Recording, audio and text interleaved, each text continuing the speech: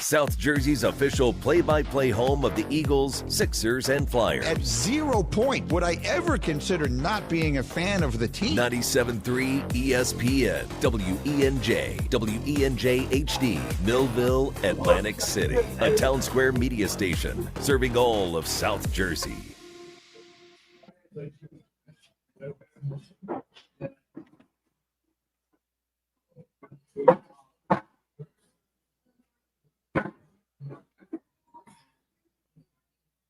So bad.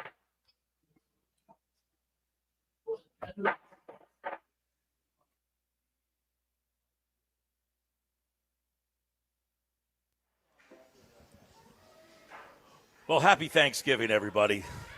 We made it. The Sports Bash is live at Maynards in Margate for today's 99 Bottles party. We almost didn't make it. The traffic is so bad out there, and it's not even like Thanksgiving yet. And this is why we hate Thanksgiving. This is the reason right here today. I almost didn't make it today because there are way too many people home for the holiday. Happy Thanksgiving, everybody. How's everybody doing? Happy Sports Bash Live. too. Yeah, I was waiting. Everybody's just staring at me. Oh, Thanksgiving. Yeah, I hate it too. I am thankful for you, big man. Thank you. I'm thankful for all you guys. Good to be here. I didn't take the day off today. Maybe should have. Who knows? Probably. Would have been a better idea. No, it's going to be fun today. We're ready to go. 99 bottles. If you're watching on the YouTube stream, we have glares of light everywhere. So it's not going to be our best effort today on the video side. But we do have tickets. We have 99 pairs of tickets. And for everybody out there, if, in fact, you entered and you were one of the 99 qualifiers, you are on the clock, in the order that you show up today, that is when you will pick. So if you are the first person here, you will pick first. Now, I see all the bottles. They are lined up on a pool table directly across from us here, and that is where the 99 prizes will be started. The 99 bottles will start tonight. We will wait for all the 99 participants to get here. After a certain time, we will go to the waiting list. So if you are listening right now, or if you're sitting in here at the bar and you did not qualify as one of the 99 people, make sure you get on the waiting list, because if someone does not show, we will start to call people off of the waiting list, and you can win tickets to see the Eagles and the Commanders club box seats. You can see Sixers games, Flyers games. You know, we got great concert tickets. Journey's playing at Boardwalk Hall. We got tickets to that. We got tickets to see Jack Johnson, OAR. Also added, saw some cool prizes that were added to the mix in the last day. We've got tickets to go see the MAC Basketball Championship up at Boardwalk Hall. Comedian Bert Kreischer, we got some tickets to see him. Comedian Sal Volcano from the Impractical Jokers, which is essentially what we are today. the way that we started this show. And Practical Jokers, no, the blinds situation here is really rough. We gotta have to figure this out. Yeah. Well, I said I was leaving the studios today, and as I got in my car, normally when I have a remote show, I looked in my passenger seat, and there is my book bag that has my laptop in it, which is basically how we do the show most days. And I saw that my book bag was not in the car. And at that moment, I said, oh, boy, I'm in trouble. Now, why was your book bag not in I just forgot it. I just, because we have remotes on usually Mondays and Thursdays. Right. And yesterday we were out at Chickies and Pete's, and the other day we were at the Ocean Casino Fanatic Sportsbook. So I think just subconsciously I'm like, it's Wednesday. I just went to work without it. So you just left it. You just totally forgot. Yeah, I'm not blaming anybody but myself in this instance. Believe me, if I'm in the wrong, I will let you know, or I'll tell you I am wrong. I left the damn bag home today. It was my fault. Well, I went home to go get it. A 4-minute drive. I live 4 minutes from the radio station. It took me about 20 minutes. I hit the same light 4 times. 4 times. That's hard to do. That's really hard to do. Well, you know why? What's worse? Would it be in the airport or driving down Tilton Road? What in the airport?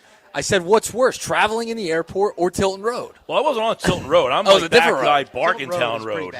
Yeah. But so this is a pet peeve of mine. When you're at the light, okay, I'm like 10 cars deep.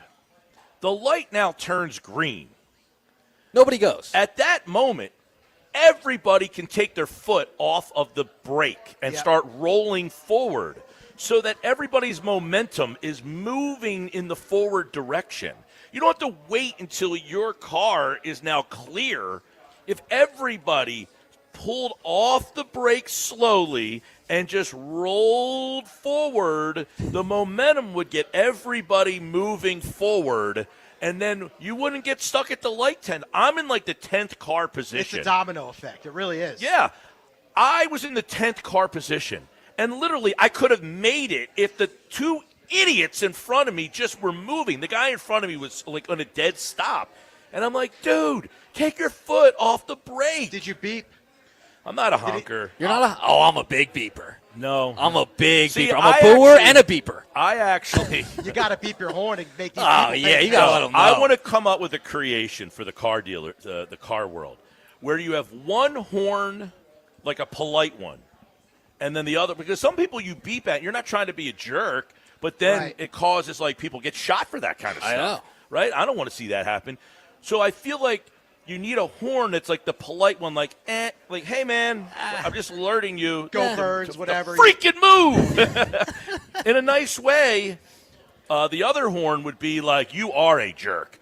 Like two different horns. Yeah, that's what I'm saying. You just want two different horns. I horns. want to create 2 different horns. One's the nice guy horn, and then the other Well, horn is I like... feel Well, you like- could do that yourself, though. You can control that yourself. Little nice beep. You Yeah, can do a the little nice nice beep. Yep. No, I lay it on. When they're like fading into my lane, going down 42 and gotta things do of that, that. the expressway, I lay it on. Gil's situation where these guys just aren't paying attention, you could give a little polite, hey, man, Well, pay maybe you do the attention. double beep. Beep, Could do the beep. double That's beep, yeah. a nicer way to beep, you It know? could be, but I just feel like if there was 2 discernible different horns that the guy would know, like, okay, that guy behind me is not trying to be a jerk. He gave me the nice horn, right? He just wants me to, like, maybe I was on my phone, which you shouldn't be doing. But I know it's a possibility and that it happens, and therefore get off your phone, take your foot off the brake, and start rolling forward. Now, That's all I'm asking. If you weren't in a hurry, would this be a big deal, or you would understand it'd be whatever?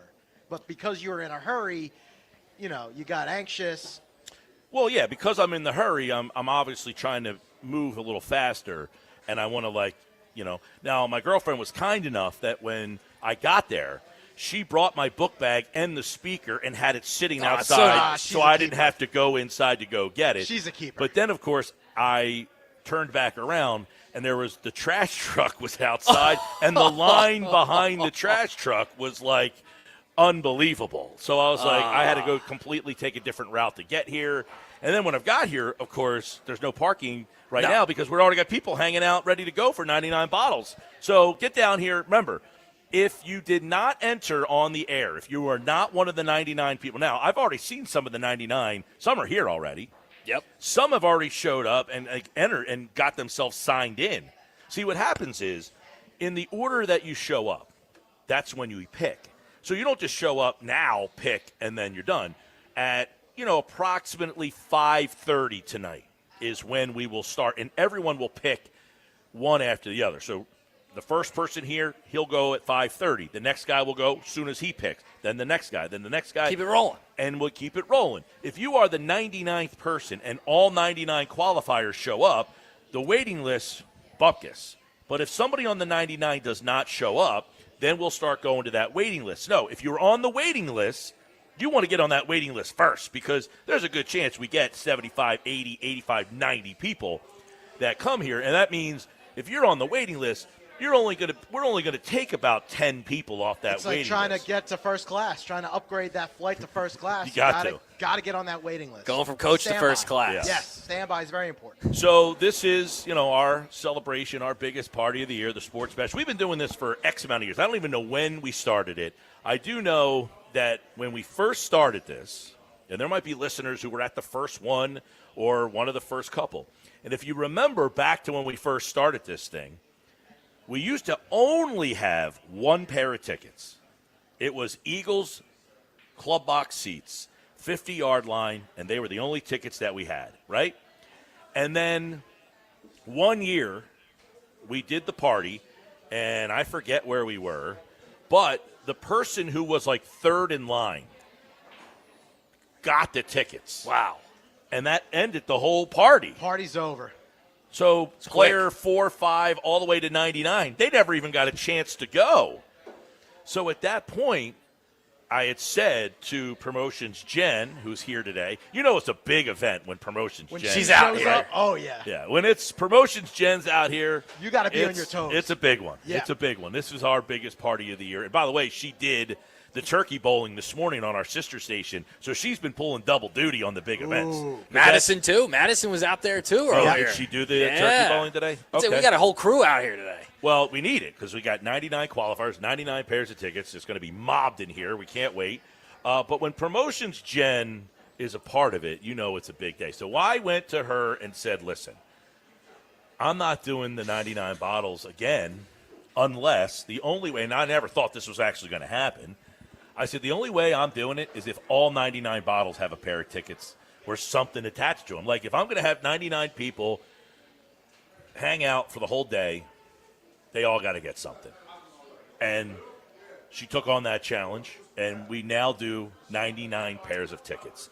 Now, some of the things are... Now it's like the Oprah Winfrey Show. Yeah, right? Everybody gets something. Now, not everything is tickets. There are some memorabilia. I think there is a Vince Papale autographed jersey over there. I believe so. I think there's a Placido Polanco. Wow. Oh, Signed, Polanco jersey? No, not a jersey. A signed frame. How about that? So there is some sports memorabilia. There's some tickets to shows and concerts, and there's some scratch-off lottery tickets. All types of stuff. Can you imagine if you won the lottery ticket, scratch that baby off, and won like $10,000? I try to do that every day. I put $3 into those little green kiosks, and I come home a loser. No luck. Every day. Sometimes I will get a free ticket, and I just put my money right back in the green machine, So and I'm a loser then. that is the genesis of the 99 bottles, which it kind of morphed to the Wednesday before Thanksgiving. I don't know when that happened. We just kind of moved it to the Wednesday Now, before after today's Thanksgiving. traffic debacle, would you consider moving it to another date? No, I mean, last year we had a great turn. I mean, It last was year great. mobbed. Yeah. Last year was mobbed. I'm imagining it will be equally as mobbed, if not bigger, today because we have more tickets, better tickets. Yep. Each year we try to up the tickets. But last year, I don't mind doing it the Wednesday. The rough it's part about beautiful the outside. Wednesday, It's 62 degrees outside. It's gorgeous outside. Gorgeous. The rough part about the Wednesday before Thanksgiving is generally we are also on location on Monday and Tuesday, which means we're out 3 days in a row, which becomes a little bit of a grind when we do these remote shows. But, hey, here we are. We're out on location. Let's have a little fun today. So if you are somebody that did not qualify, okay, you were not one of the 99 people, you can get in on the waiting list and then just hope that people don't show up. And I don't want people to not show, but if you are someone that's on the waiting list, I hope it gets to you. That's Yeah. all I can say. Hang got a out, shot. have a little fun. Now, tonight, they got a lot going on here at Maynards. It's a $1 Busch Light. Now that sounds up the Gen's what Gen Z? Gen Z, Zoomer. Gen Z. That sounds like it would be up your alley. In college, I'm a little past that now. We're a little past Now that. you're- now you're a little- I've upgraded from Right. the Busch More Lights. sophisticated, you're Yeah, saying? I think I've upgraded a Well, little bit. if you are looking for a little fun tonight, they do have the $1 Busch Light can, $3 tee shots, That's and more- fireballs, I think that's more nuggets. Yeah. and a $5 Sun Cruiser. Oh, the Sun Cruiser sounds fantastic too. I mean, you get yourself a little twisted right there. The $1 Busch Light can, this place, Maynards, where we are, the world famous Maynards in Margate, was famous back in the day for the $1 Mooseheads. Right? That Moosehead night was on Wednesday, and that got you a little banged up. Probably went home with a headache after that. There you right? go. But Well, with the I $1 went- Mooseheads. I came in here, haven't been here in a while, went into the bathroom, and I Well, we were remember- just here for. Well, before that. But we didn't even go inside, actually. But Well, we did the show here not too long ago. What was that for? What were we giving away? more tickets. No, we give away tickets all the time. Did we give away? We gave away tickets to the Eagles. Was it Bears. Trip? Oh, No. trip. We gave away a trip to the Eagles. Commanders. Okay. Giants. Eagles, Giants. Did you win? No, you were here. He didn't win. Eagles Giants. That's right. Because I remember thinking the guy who won, who was a super nice guy from Brigantine, he took his dad, and they got their ass kicked that night. Yeah, Phillies I lost felt that like, night. damn, that. Oh, the that was Phillies that played, night. yes. Oh. Well, we were outside that day, and it Yeah, started that's raining. right. Yeah, it started raining. That's but, right. all right, well, I'm going to start off by saying that if you're the guy in front of me, get your foot off the brake, okay? If that's you, get your foot off the brake. It's not a hard game to play here. All you got to do is lift off the brake pedal, roll forward a little bit, and the whole flow of traffic can kind of work a little better here this holiday weekend. That's all. It's a good PSA by you. It's a great PSA by you. And then, so I was going over the Margate Bridge. I got banged for that. Now, I have the For that Margate toll. Bridge card, right? Well, good And there's for a you. lane for if you only have the bridge card, and then the other ones if you don't, and you have to pay with cash. Well, the guy driving the Amazon truck, get out of the way, dude. He sat in that lane for like 10 minutes. Get out of the way. Would it be so bad for them to upgrade to Easy Pass? Is No. that so much to ask? I have the bridge card. You can get one. It's 2025. I mean, It's a privately owned bridge. You could get some Easy Pass in there. Work with the state or whoever you got to work with and get Easy Pass. Pete was ripping the bridge when he came in. He's like, I got jammed up for $250 Yeah, on the it's- way over. It's not cheap to get over that bridge. No. You could have gone over the Longport Bridge. Got to pay to play, though, man. If All you right. wanna come We're you here. gotta Pay. We are here, and it's a fun day as always. We're always kind of all over the place on this 99 Bottles Day. Coming up, McGarry's going to join us. John McMullen at 3 o'clock today. Johnny Mac. Now, I was on his show this morning, and we're going to hear from him on this game and how important it is and what the scuttlebutt is over at the NovaCare complex with everything that's happening. I mean, look, this game on Friday is very important. Like, I know it gets lost in the sauce because of the holiday, this Thanksgiving nonsense that we all have to ruin our routines Here for. we go. Come on, Thanksgiving's like one of the better holidays. I mean, you I feel see- like it gets skipped On over. the power rankings list, I You think sound that- like You could such be a the get off my tallest short lawn. guy. Hey, listen, Yeah, Thanksgiving, You could be the tallest short guy. That's okay. you just hit a little traffic, and you got the bah humbug heading Right, into Christmas right after. He's you know? blaming Thanksgiving My because gosh. he hit traffic. That's right. See, Pete G, he was complaining about the 250. He could have been I complaining. didn't complain about the 250. Yeah. I have the bridge card. But he's here. He's happy. He's ready for My Thanksgiving. mother, I was talking to my mom on the way over here, and I said, I'm going over the Margate Bridge. And she says, oh, I don't have that card. I said, well, she said, I don't use it to go over the bridge enough. So I get that. I go over the bridge just enough that I need the card. Or I don't need it, but it's a You do save money, right? well, because It's I don't cheaper. carry cash on me ever. So it's like you're the guy that goes over the bridge, and then you don't have cash on you. What See, do you that's do? a Zoomer. That's a Zoomer thing right there by you, not carrying cash. That's a good thing, right? Good or bad, I could mean, be. It could be either or. Cash still I serves carry us, right? cash. Yeah, right. I carry cash still. Yeah, I got no cash generally on me. Kashish. Nope. I mean, Nothing. these bartenders at Maynards love cash. Yeah. They sure do, and you should tip these guys. My man, Well, he's Torker out behind the bar 250 now. today. He can't. All right, so we got the Eagles and the Giants, the Bears on Friday. Where are we at with the Black Friday game? This is the third year of this. People out there, do Do we like this thing? Is this something that you're like, football, Black Friday, or is it kind of an inconvenience? No, I'm not there. I'm in. I'm are? totally in on the Black Friday game. I get 3 games on Thursday.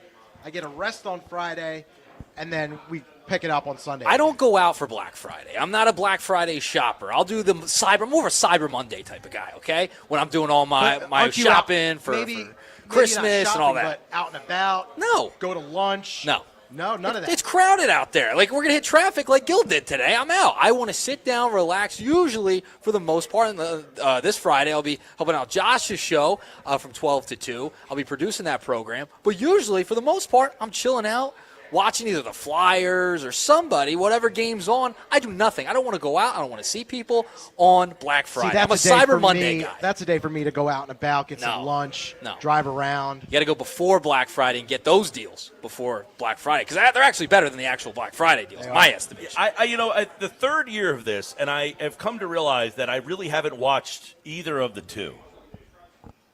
Neither year.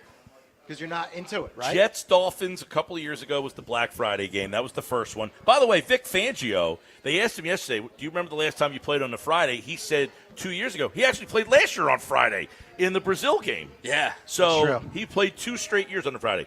But I have found myself to not really watch these 2 games yet. Like the first game, Jets and Dolphins, I didn't really watch that game. And then last year I watched a little bit of, why? Because I went out last year to go watch the game. I remember because I dropped my girlfriend off she was getting her nails done. I dropped her off. I said, hey, I'm going to go to the brewery.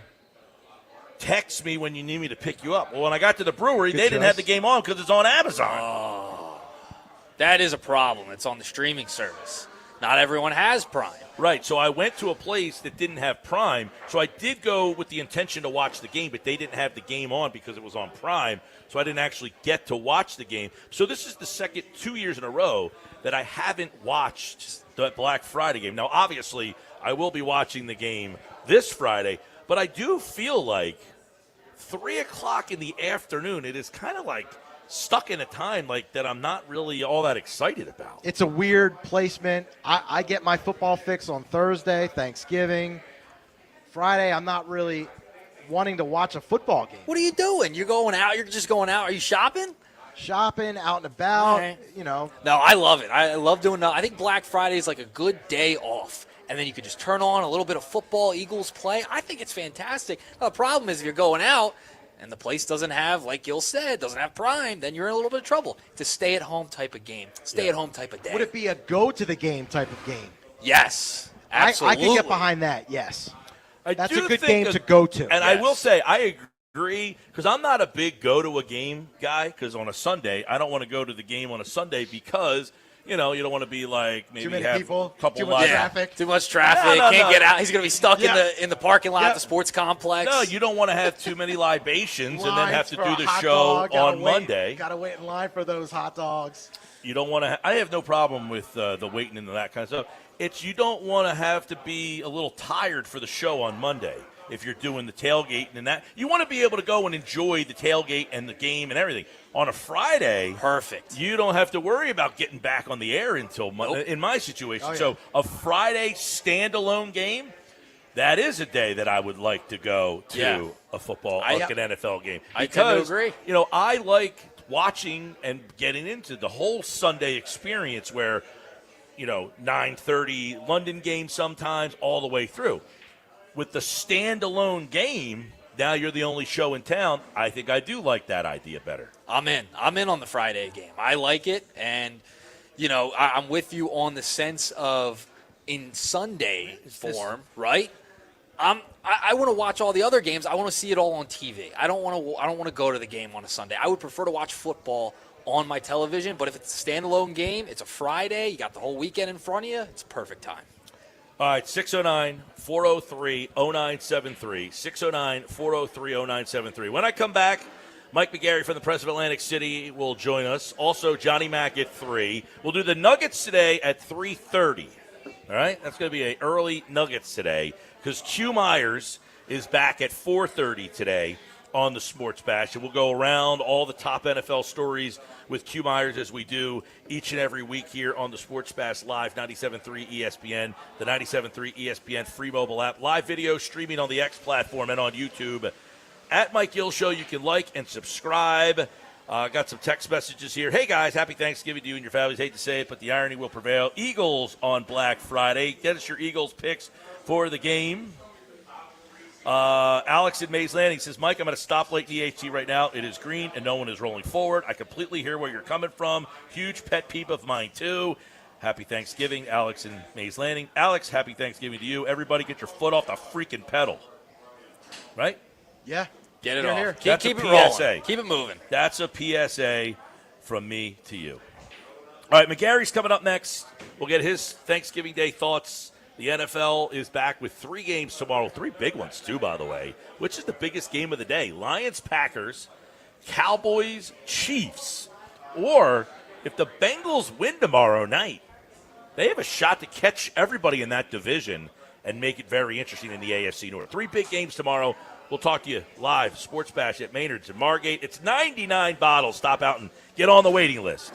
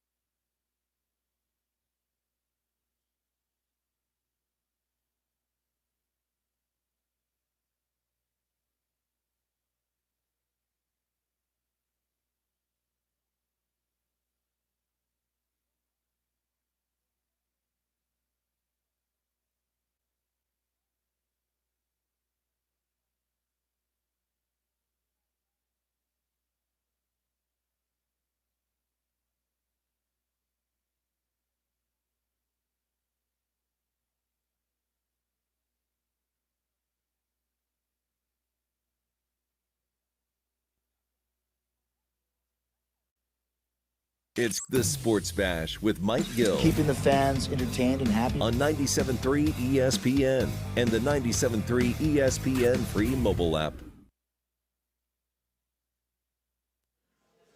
All right, we're back live at Maynards and Margate, 9306 Amherst Avenue. They're having the biggest party of the year. We're having the biggest party of the year. It is this year's 99 Bottles Party. I like all the text messages of people sitting in traffic, people saying that get your foot off the brake, start rolling forward. This PSA on this Thanksgiving is you can slowly, gradually start rolling forward. If the whole line does it, more cars will get through those quick lights. You just got to be ready. All right, you know it's a quick light. You got to move. Got to keep it moving, especially Thanksgiving when there's a lot of people who are really bad drivers on the road. That's the key. Everyone has to do it, right? Not Everyone, just yeah. everyone. I'm 10th in line. We're all in it together. If I'm 10th in line, 2, 3, 4, 5, 6, 7, 8, and 9 everybody. in front of you. As soon as that light turns green, everybody can take their foot off the brake, and then you'll start rolling so that you can get the momentum enough that more cars will get through. All right, we are live at Maynards and Margate, and, of course, it is our Thanksgiving show, the 99 Bottle Show. And, of course, joining us at this time each and every week on a Wednesday, Mike McGarry from the Press of Atlantic City, pressofac.com, joined us.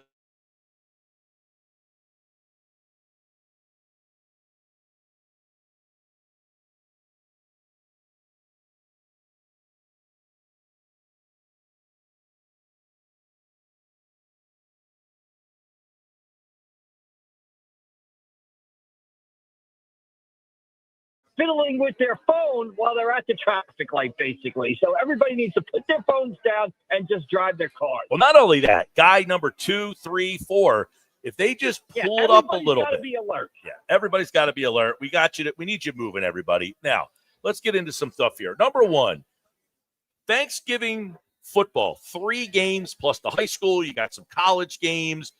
Do we like the Black Friday game? I love the Black Friday game now. I like it. It's a good time. It's 3 o'clock in the afternoon. It's not, you don't have to wait till 7, 8, 9 o'clock at night for the game to play. It's a good time. It was always a huge day for college football that Friday after Thanksgiving. Growing up, I remember, that's when you get Mississippi State in the Egg Bowl. You get, some of those traditional rivalries, Texas A&M.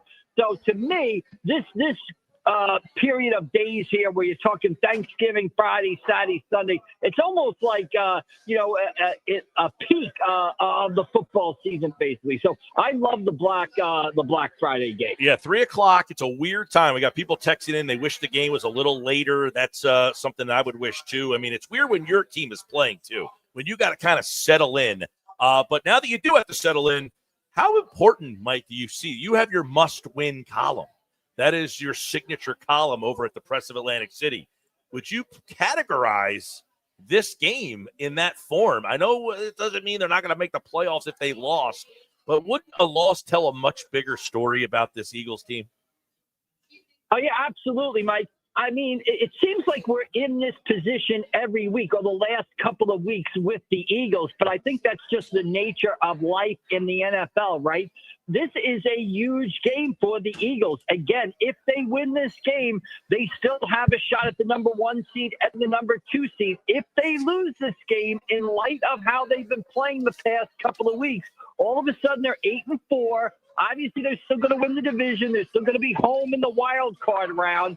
But are they going to be home in the division round? Are they going to be home in the conference title game round? And how much more difficult is it to go on the road and win a playoff game as opposed to playing at Lincoln Financial Field? So I think this game is basically going to dictate how we look at the rest of the Philadelphia Eagles season. If they win this game, we say, hey, they've just played a 4-game stretch against 4 very good teams and went 3-1. If they lose this game, we start saying to ourselves, is this another, what would it be, 2023 scenario where they were 10-1 and the roof fell in? Does it have that feeling? Let's go down that road. Because a lot of people have said, Mike, well, 2023, the defense was terrible, and that was the big difference. I can't help but think that, yes, this defense is better, but now you have some injuries. Now you got some doubt specifically on offense. Do you think we are on the precipice of something, or is it, look, they lost a game, but they should be able to pick things back up. No, I think we're on the precipice of something, Mike. This is you're either going to go left or right this game. If you win, again, you're headed on the road to the number 2 or the number 1 seed. If you lose this game, you're scrambling, and it's because of the offense. We all know what we've seen with our eyes. We've heard the players talk about it. Something is not right with the Eagles' offense. It is not the same offense that we saw last year. And when you play with this type of offense, you have basically no margin for error. So even if you go up in a game 21-0 and all of a sudden the other team comes back, think about that Cowboy game. Like, they score one more touchdown. They score one more touchdown or even make that field goal, they probably win that game. So there are huge questions about this offense, and this is, to me, a turning point game in their season. They're either going to go, right or left, depending on what happens on Friday. All right, Mike McGarry from the Press of Atlantic City is with us, of course, on a Wednesday here, the Eagles and the Bears. How vulnerable do you think they are against this Bears team, Mike? I think it's a Bears team that is kind of come out of nowhere. They are in first place. When you get a Black Friday game, it's like, hey, let's just throw a game on. It's something. It's the NFL. People will watch it. A couple of years ago, you had the Jets and the Dolphins, two teams that don't have a lot of, success in their background. The Chiefs did play last year, but it was the Chiefs and I think the Chargers. This time, I think it was like, hey, let's put the Super Bowl champs on and just give them somebody. The Bears. Well, the Bears are in first place now. How vulnerable are the Eagles against this outfit? Yeah, I don't think the Eagles at home, I think they're going to win the game on Friday, and that's probably more of a statement about the Bears than it is the Eagles. I understand the Bears' record. I understand they're in first place. I understand they're on a winning streak. They have some talented players. Obviously, they have a new coach, but I don't think they're quite ready yet to walk into Lincoln Financial Field and win this game. I'm a big Caleb Williams guy, watched him in college. I think Loveland, the tight end, is going to be an excellent player. They've got good wide receivers. They've got some running backs.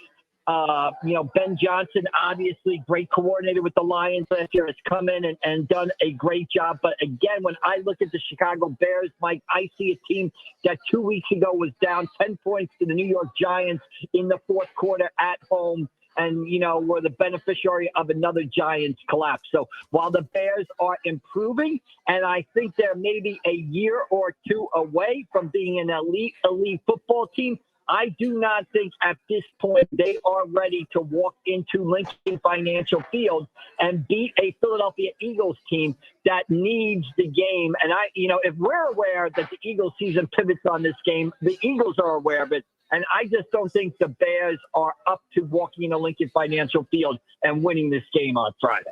All right, Mike, obviously there has been a lot of tension around the offense here. Jalen Hurts, A.J. Brown, Kevin Patullo. What about Nick Sirianni? He's in an interesting spot here. A lot of people have wondered that, very reminiscent of Doug Peterson, who won a Super Bowl, and then the team kind of hit a couple bumps, but made the playoffs, and then they didn't. And then the unthinkable happened. Doug Peterson was gone. And it was mainly because he wanted to kind of have his guys coach with him, and the team said no. Could this be a similar possibility where Nick is standing up for his guy, Kevin Patullo? Do you see this possibly getting to that point if things don't go well?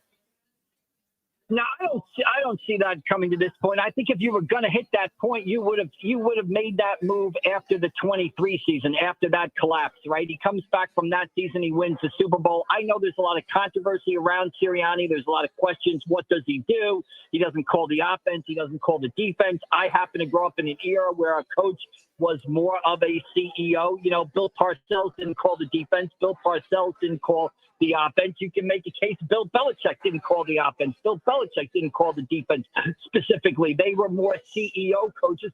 Sirianni is in that mode.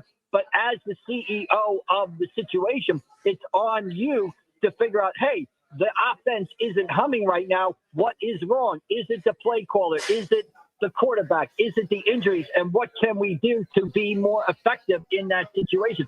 So that's where I think the onus is on Nick Sirianni. He is the head guy. He is responsible for everything the Eagles do on that football field, and he needs to come up with an answer to how this offense has struggled. And I go back to the fact that, you hear them saying, well, the quarterback's not throwing the ball in the right place, or they're not able to run the football as well as they did last year because of the injuries. Well, if you can't do what you did last year, then you need to figure out what you can do this year. And that is on Nick Sirianni. If that means getting in a new play caller, it means getting in a new play caller. If that means changing your philosophy, it means changing your philosophy. That's where the onus is on Nick Sirianni. But, Mike, this is a guy who has been to 2 Super Bowls. He is arguably the winningest, most successful coach in Philadelphia Eagles history. I don't see how you can, anyway, his job would be in danger if this team does not repeat as Super Bowl champions this year. At the very worst this year, what are they going to do? They're going to be the NFC East repeat champion, and they're probably going to win at least one playoff game. That should be safe enough coming off a Super Bowl win to keep your job and answer any questions. All right, a couple more with Mike. Let's shift over. Eagles kicking the tires on Ketel Marte. I know that Mets went out and got Marcus Semien. Would a Marte deal be of interest to you if you're a Phillies fan? Yeah, it would be. I think you look at what the Mets did, right? The Mets are almost in a same situation as the Phillies, right? The Mets core, they went to the NLCS last year. They come back with the same core this year, and they have a disappointing season, and they don't make the playoffs. So they decide we cannot go forward with the core as it is presently constituted. Maybe this core has sort of reached its level. So basically what they do is they trade a very good player for a very good player. Brandon Nimmo for Semien. Each team, solves a weakness, gets a good player, and you change the core. You just change things up a little bit. I think the Phillies are in the same exact position, Mike. Here's what I would do. I've thought a lot about this. I'll give you 3 or 4 quick points about the Phillies offseason. First of all, you have to bring back Leo Muto and Kyle Schwarber. Then I put Crawford in left field. I tell Trey Turner to go get an outfield glove. I put him in center field. I put Bryson Stott at shortstop. I signed Bo Bichette to play second base, and I put Brandon Marsh in a right field platoon, and I go get a right-hander to play on the short side of that platoon. I think that changes up the core enough and gives you a new sort of feel coming into the new season. But, if you're not going to sign Bo Bichette, do you go get Marte? Hey, maybe it's the same thing there. But I think those are moves that the Phillies would make. And if they made those moves, I think they'd be a better team going into next season. I like my outside the box ticket is I looked at Marte, played center field 174 games. Can he play right field and just essentially replace Castellanos, and he's the right fielder? Or can he play left field and something to that effect? That's something that would interest me. The one question is, what am I giving up to get him? Is it Painter? But he is 32 years old. That is one thing that would have me a little worried if I'm the Phillies there.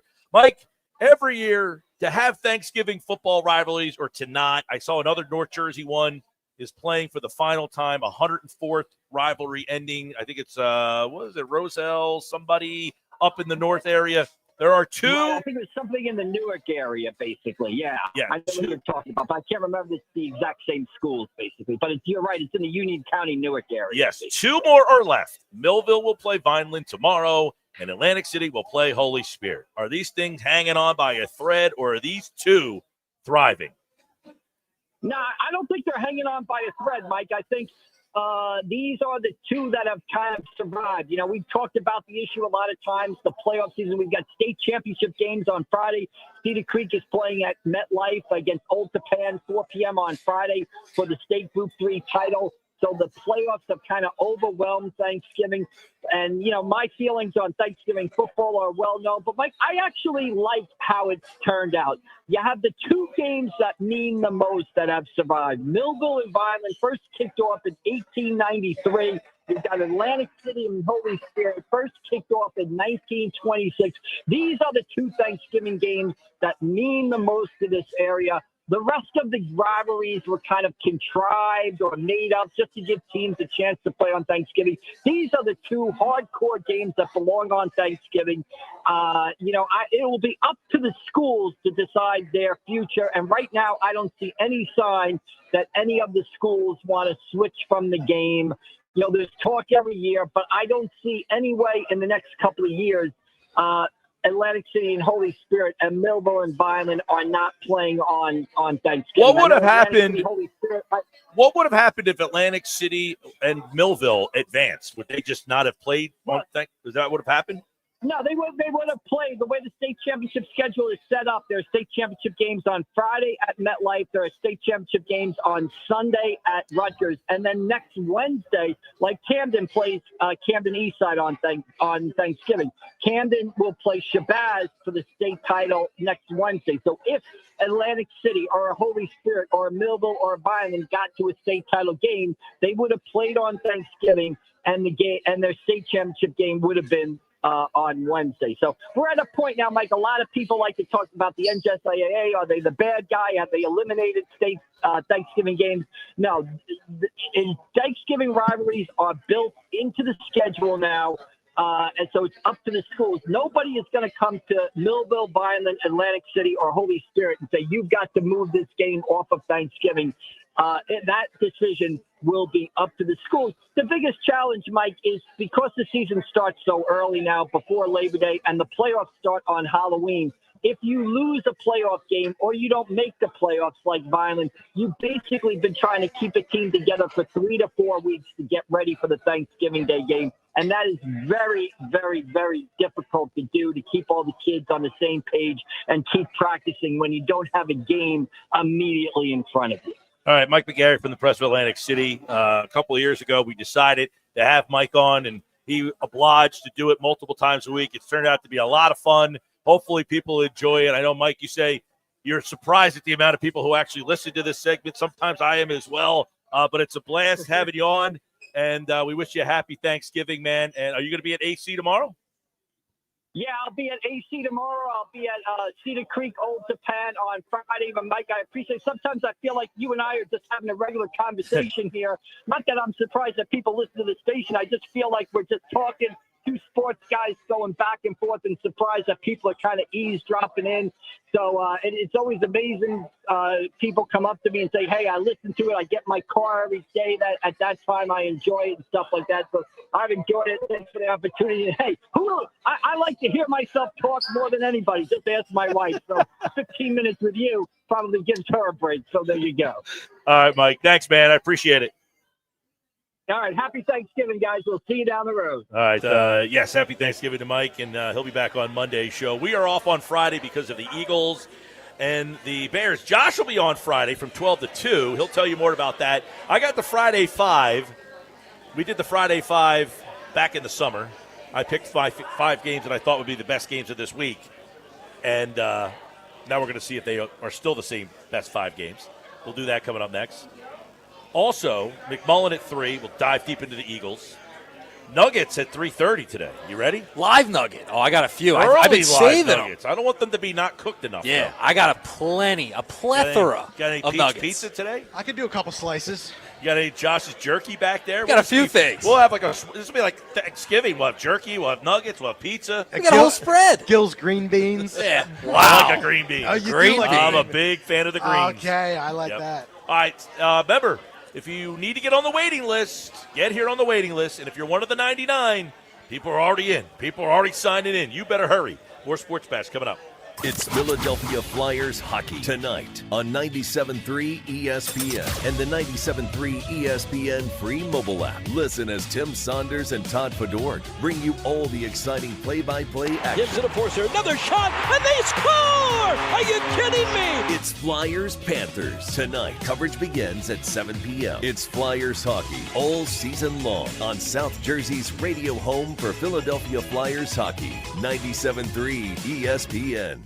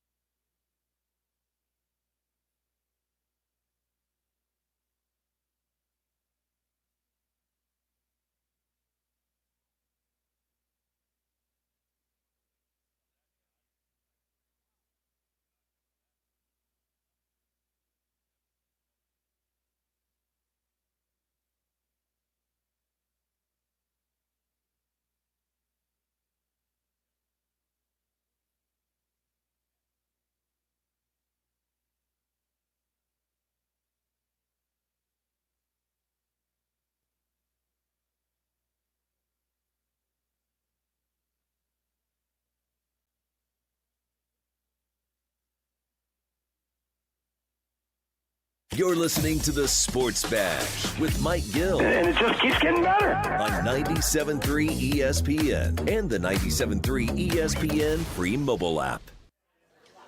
All right, coming up 3 o'clock, John McMullen. By the way, it's 99 bottles. We're at Maynards in Margate till 6. By the way, the wait list is growing already. There's already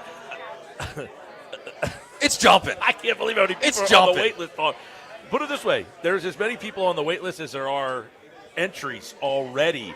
Josh will be out on Friday, by the way, from 12 to 2. Josh, tell the people. Yeah, we got a special Birds pregame show coming up 12 to 2. We'll be at the Winter Village in Sea Isle City, of course, thanks to Heritage Surf and Sport and Sea Isle City Chamber of Commerce. We'll be out there leading up to the Eagles-Bears game. We'll be giving away prizes at halftime of the Eagles game. We'll have the Eagles game live on location, on the radio, on the television at Excursion Park in Sea Isle. All right, man. Check him out, 12 to 2. My man over here with the West Virginia gear, he gets a beer on me right there, Mountaineer. Let's go, Mountaineer. Back with Johnny Mack.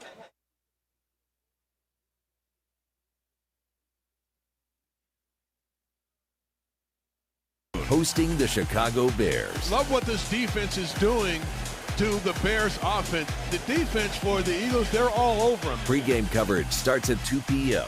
with Merrill Reese and Mike Quick calling all the action starting at 3 p.m. This is where the Eagles play. 97.3 ESPN, South Jersey's Eagles station.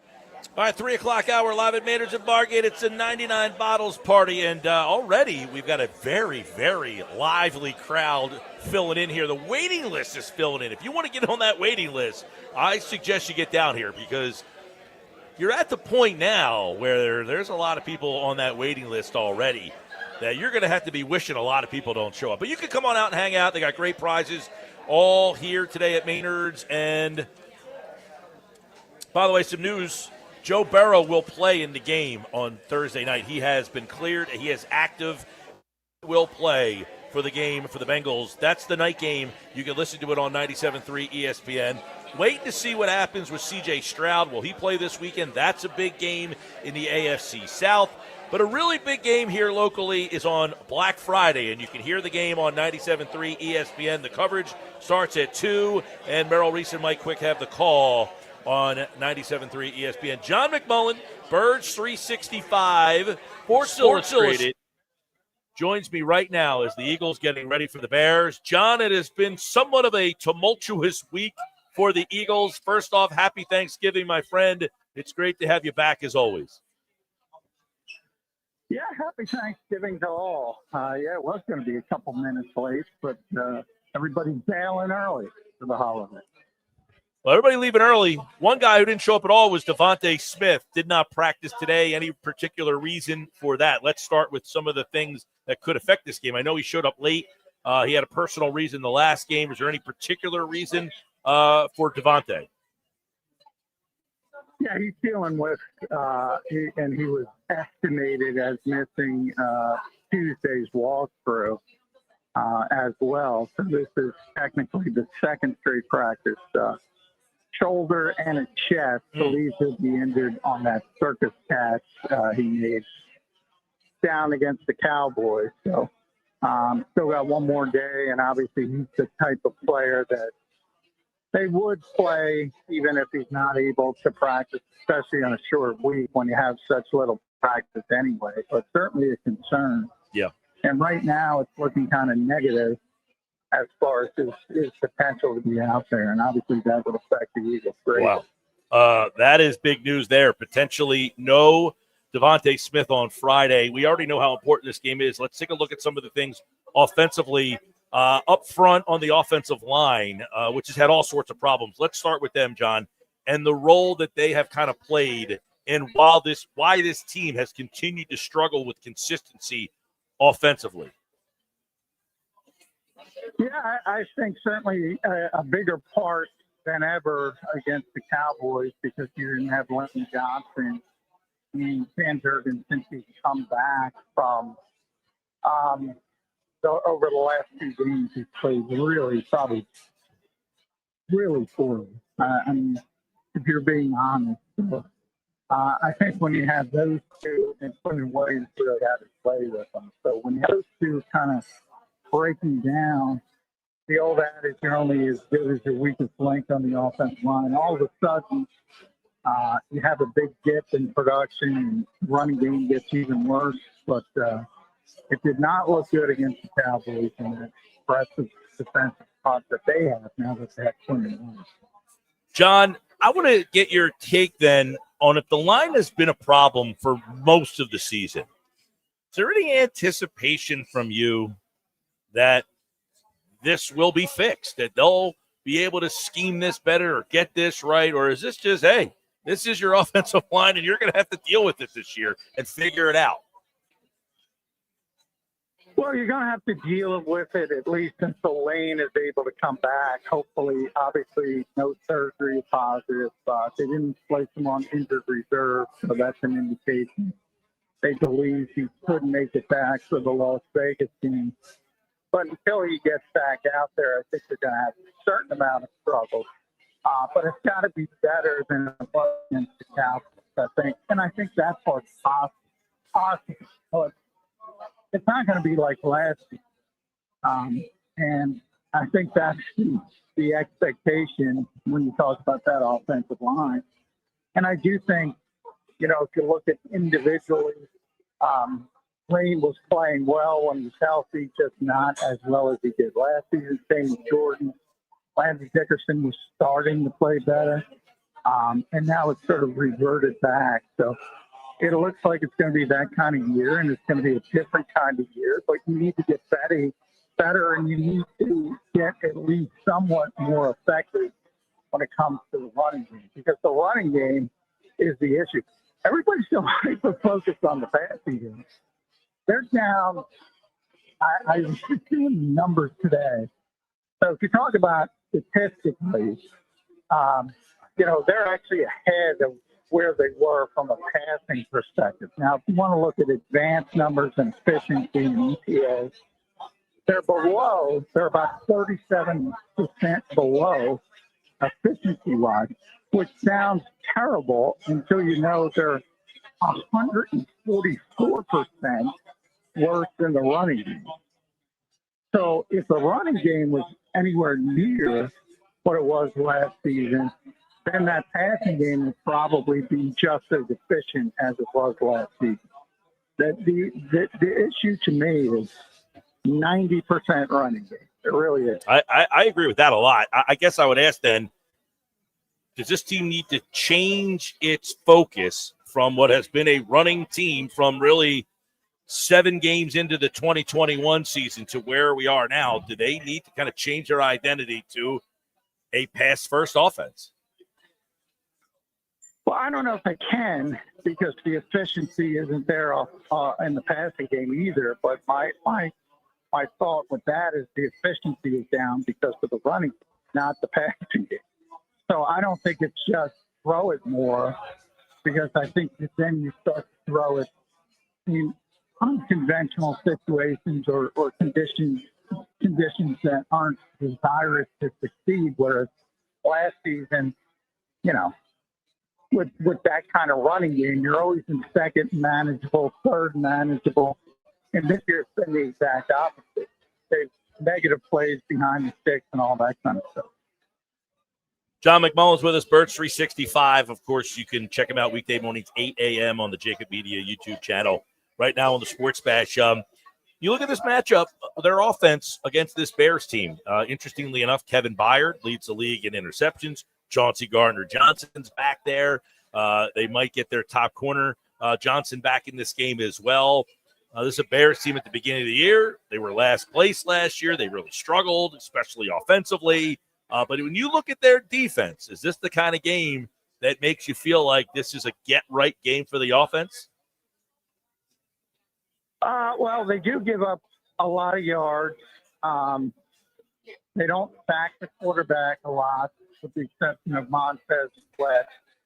I think CJ's only been there for a few weeks. He's third on the team in sacks, so they've been blitzing him a lot, which they don't want to do, but they have to generate pass runs. What they do, as you mentioned, is take the football away. They have 2 players with 5 interceptions, Kevin Byard and Sean Wright. But, they're also missing their 2 top linebackers, Maine Edmonds on IR, TJ Edwards not healthy. There'll be opportunities to move the football. Now, you look at the Eagle offensive issues, and a lot of it has been in the run game, the offensive line. What is your take on Hurts and his role in the struggles of this offense? I mean, everybody wants to point at the Tulo or the run game or the line, the passing game. But the quarterback he's the trigger man. He runs everything. Where do we kind of look at him 12 games in and the role of why this offense has struggled so much? Well, I think there's 2 ways to look. I mean, I think it's obvious to anyone who watches this team that they're very conservative, very risk-averse, as we say. And that's part of the offensive philosophy. So is that Jalen Hurts? Is that the coaching staff? Are they limiting him? Sort of the chicken and the egg type of argument. But it's been a long time now. It's 2021, and there have been little pockets where they tried to become a more high-flying offense, and it hasn't succeeded.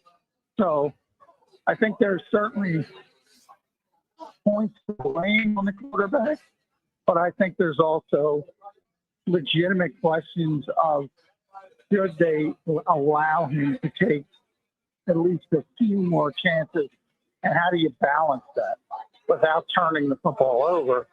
Because that's proven to be the most effective way for the Philadelphia Eagles to win games, and they win a lot of games. Yeah, and I don't know. I would ask you, like, there's this notion of, they're very safe. He doesn't like to throw over the middle. Is that their offense, or is that Jalen? Well, I think, and that's why you say the chicken and the egg. It's really both. I mean, they do it for that reason, because they think they are trying to accentuate the strengths of the quarterback. Not comfortable.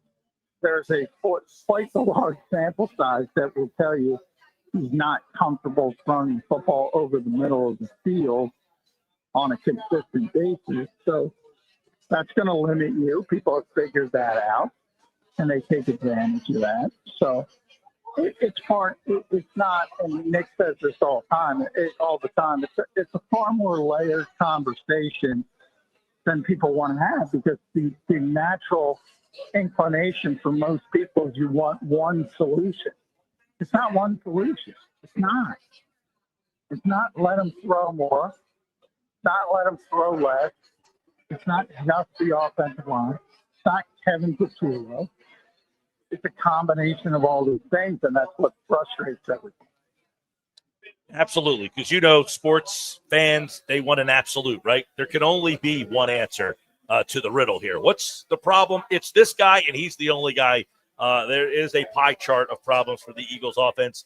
Let's look at the Eagles defense. Do they have problems this week against this Bears team? When you look at this matchup with what the Bears do well, John, would you be concerned if you're Vic Fangio?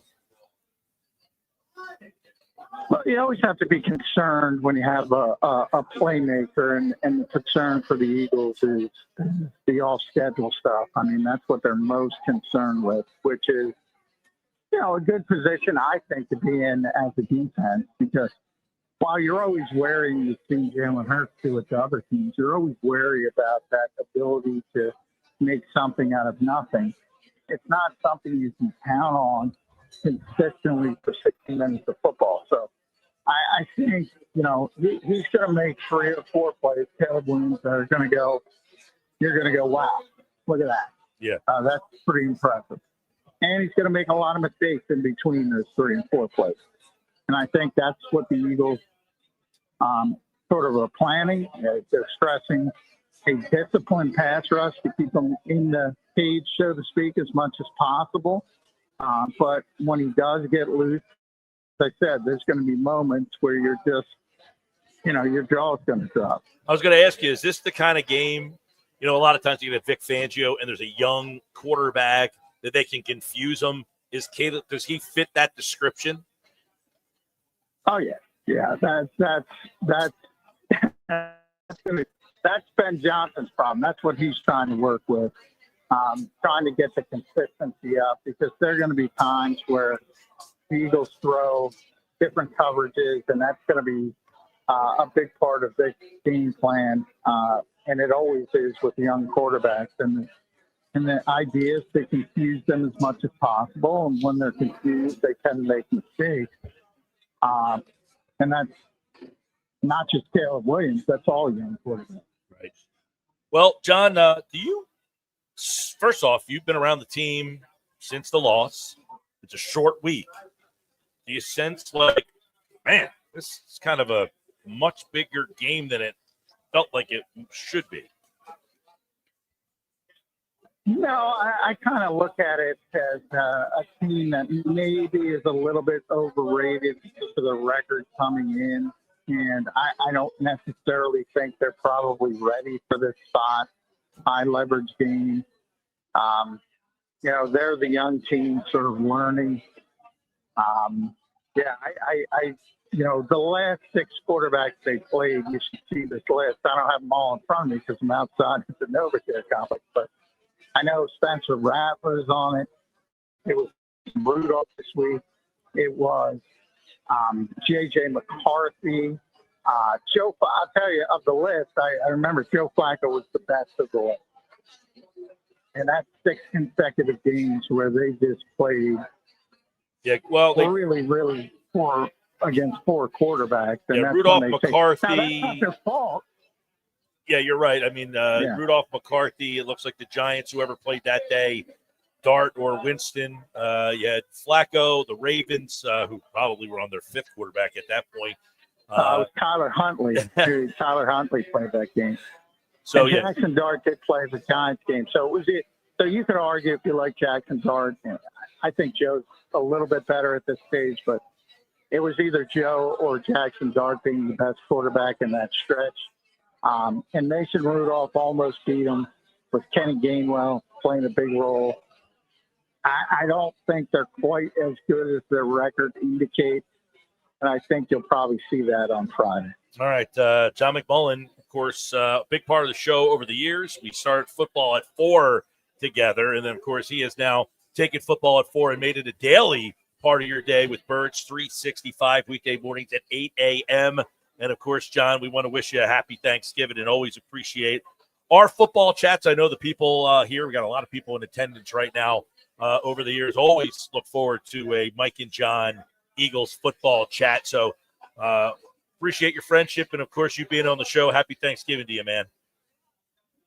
Yeah, happy Thanksgiving to all the listeners. I always enjoy, you guys help me get here. So I appreciate that. It goes both ways. And happy Thanksgiving to all. And I won't say shut up, I promise. I know PG is like salivating over here. He wants to know what happened. And you just told him, shut up, Pete. Good job, John. Stand your ground. Good job. Thanks, man. Don't get pushed around. Yeah, appreciate it. There's Johnny Mac. Now, I was show this morning, and they brought it up a little bit. Yesterday, if you heard the Fangio presser that we aired on 97.3 ESPN, there was a little beat writer beef, if you will. Little bit. And McMullen got into it with it appeared to be Reuben Frank. Yeah. And I guess Reuben told him to let Fangio finish the question. Yeah. And, if you've ever been in a press gaggle or in a press room, you're trying to get a question in, and just from hearing others talk about the Eagles press room, it's tough to get a question in there. So once he finishes that answer, everyone's trying to jump in and get the question. Right. And he got in a little early. McMullen is basically the guy who has his foot off the brake and he's rolling forward. You got to be ready to go when that he's ready to go. But it's also the fact that, part of the reason why, if you go back and re-listen to it, you realize that part of the reason why John said shut up was because of the fact that the perception was that the other people in the room allowed other people to ask their questions. And then John was getting trampled over. And John's like, dude, I didn't trample on you. Don't trample on me. Little beat writer beef. That was a good ending for John there. All right, before we get to the Nuggets today, let's hit the text board, 609-403-0973. Nuggets, you grabbed a couple texts that you want to throw into the mix here. Yeah, I got a couple in. We got a text in on the tolls. No tolls for me on the way, but the bridge card is handy when needed, and sent in a picture of the bridge card. No name there with that text, but they're on their way. It's a little while ago. Listen, the Margate bridge card is an easy thing, and you could put as much or as little money. No, that's a new one. I have an original. Mine's like a white one that has the logo on it, but you can put $5 on it if you want. So if you only think you're going to use it once or twice a year, I usually put $50 on it, and I'll go through the whole year with that thing. And then you're fine. Because I come to Margate a lot, more in the winter. Like February, I'm in Margate every week, so I got to go over. So I do have a bridge card. Yeah, there you go. I should probably get one too. I'm usually here in the summer. No, you should hold out for the Easy Pass. That's not happening. No. That's not. Actually, just hang on to the cash. I'm just going to keep going cash. There's about 15 signs on that road. You know what? Easy Pass. Guess what? No Easy Pass. There is a lot of signs. Easy Pass is maybe one of the. I can't stand Easy Pass. I don't want anybody else. I'm a cash guy. I told you this. I go tolls. I go cash. Jeez. You don't want to be. That's awful. That's a boomer in me. That's a little bit of boomer in me. That's a bonehead move. Yeah, What's wrong with that? Big bonehead move. Why? You just got to stop, and then there's It's fine. Have a nice interaction. Hello. Have a nice day. Like, Yeah, you're you're- interacting with other people. You're with the truck drivers and the haul Yeah, drivers. I love it. All right, moving along. Another text here. Mike, I'm in on the Black Friday game. Why not? More football is better. I don't really like my team playing. It is a weird time. I wish it was a later kick, like 5 or 6. I don't know if the sports whatever law is that in play for this game? That's why it's at 3:00? No. So the way the Sports Broadcasters Law, Sports Broadcasting Act of 1961 works is that the high school football season is over. The regular season is over. So that's why it's allowed. Okay. Right, but so the question I had was, why is the game at 3:00 as opposed to like a night game? Like, I thought the fact that the game was at 3 was so that the high school, like, to not mess with that. It's rule. not to interfere with the college game at night. Well, there's a college game at 3:30. Yeah, but that's not the just primary an Amazon one. decision or an NFL decision to put that thing at 3. I mean, I would. There's a law that's why they don't play on Friday. Right. Correct. The question that this guy had is he doesn't like the time, and my point was I don't like the time either, and I'm wondering if they make it this time because of that law that they can't make it later. I mean, from what I understand, the Egg Bowl is the same time every year. All right. Yeah, the Egg Bowl's at 3:30. Yeah. The Texas A&M's at 7:30. I guess you're missing the question that I'm asking here, which is fine. Well, no, I'm trying to decipher here why it would be one versus the other. My guess is, like Pete said, it's just Amazon. Amazon wants it at 3 My o'clock. question is the time frame, are they out of the time frame for when that law the law was is out of the time frame. Yes, the law is out of the time So frame. the 3:00 time frame has nothing to do with No. with that. All right. Because I think they could play on Fridays at 3:00 From now on. normally, though. For the rest of the year, technically. No, I mean during the season, as long as it doesn't interfere with the the high times school of game. the high school game. Let me check that because I thought the reason why they didn't play in the afternoon as well is because they overlap with the high school games, like 5, 6, 7. Yeah, that's true. All right.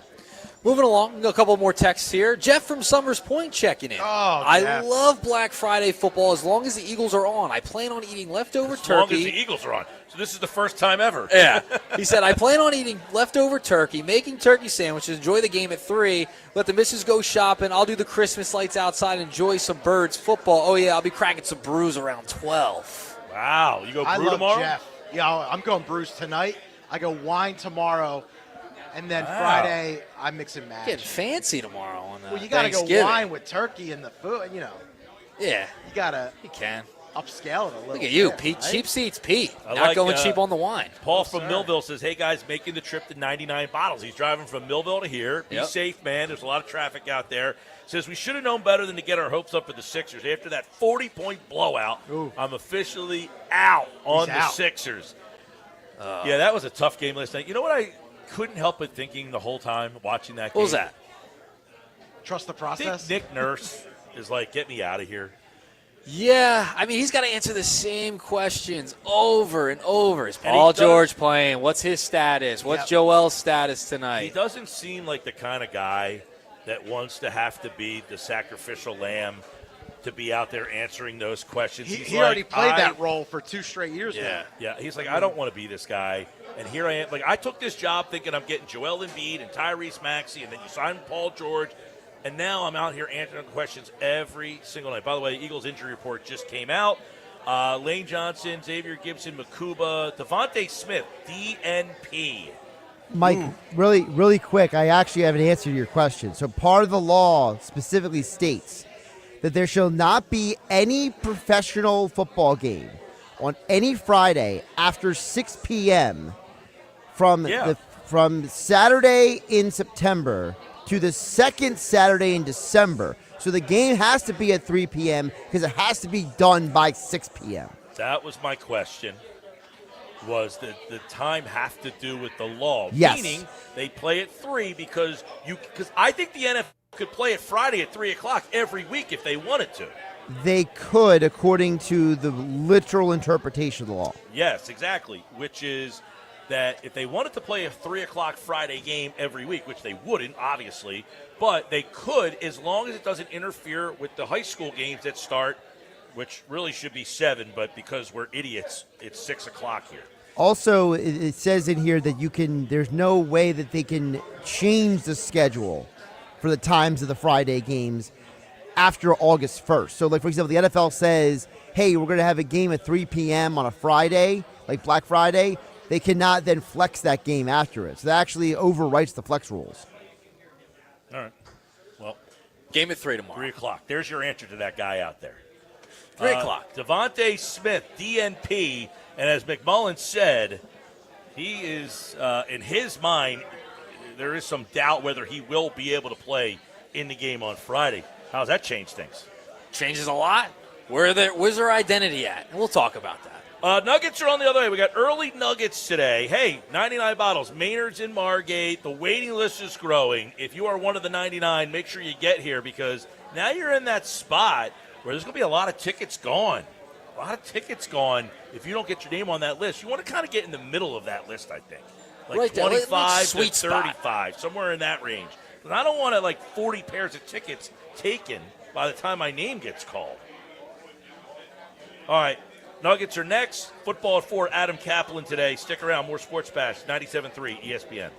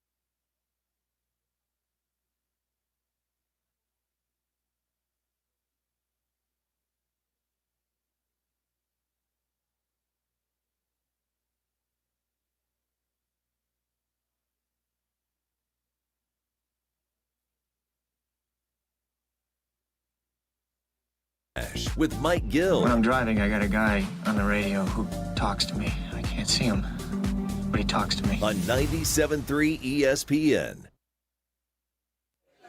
All right, 3:35, time for the Nuggets today. Nick Earnshaw is host of Earnshaw Radio. You can check that out on all podcasting platforms. And, of course, that is Monday nights at 9 o'clock. His Nuggets today are brought to you by Boardwalk Honda. Shop their lineup of new pre-owned and certified pre-owned Hondas online, boardwalkhonda.com.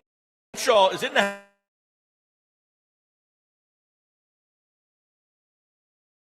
a little bit later, announcing all the bottles, all the winners, and all the ticket giveaways. It'll be a lot of fun. I can't wait. You know, I didn't take the day off today, just so I was here for this. Oh, right, because the whole sick day thing last week. Yeah. Yeah, took the day, half day. I actually went to 2 jobs today. How about that? Not taking a day off. Me too. All right, let's get into these Nuggets. First things first, we got to continue to talk about these Philadelphia Eagles and Jalen Hurts. You know, yesterday we played the audio from after last season, prior to this season, of Jalen Hurts and what he thought about Kevin Patullo possibly becoming the offensive coordinator. Well, he did become the offensive coordinator, and things have not been too pretty this year. Even though they've won 8 games, they're at the top of the division in the NFC East. Could go back-to-back. They're falling on a little hard times.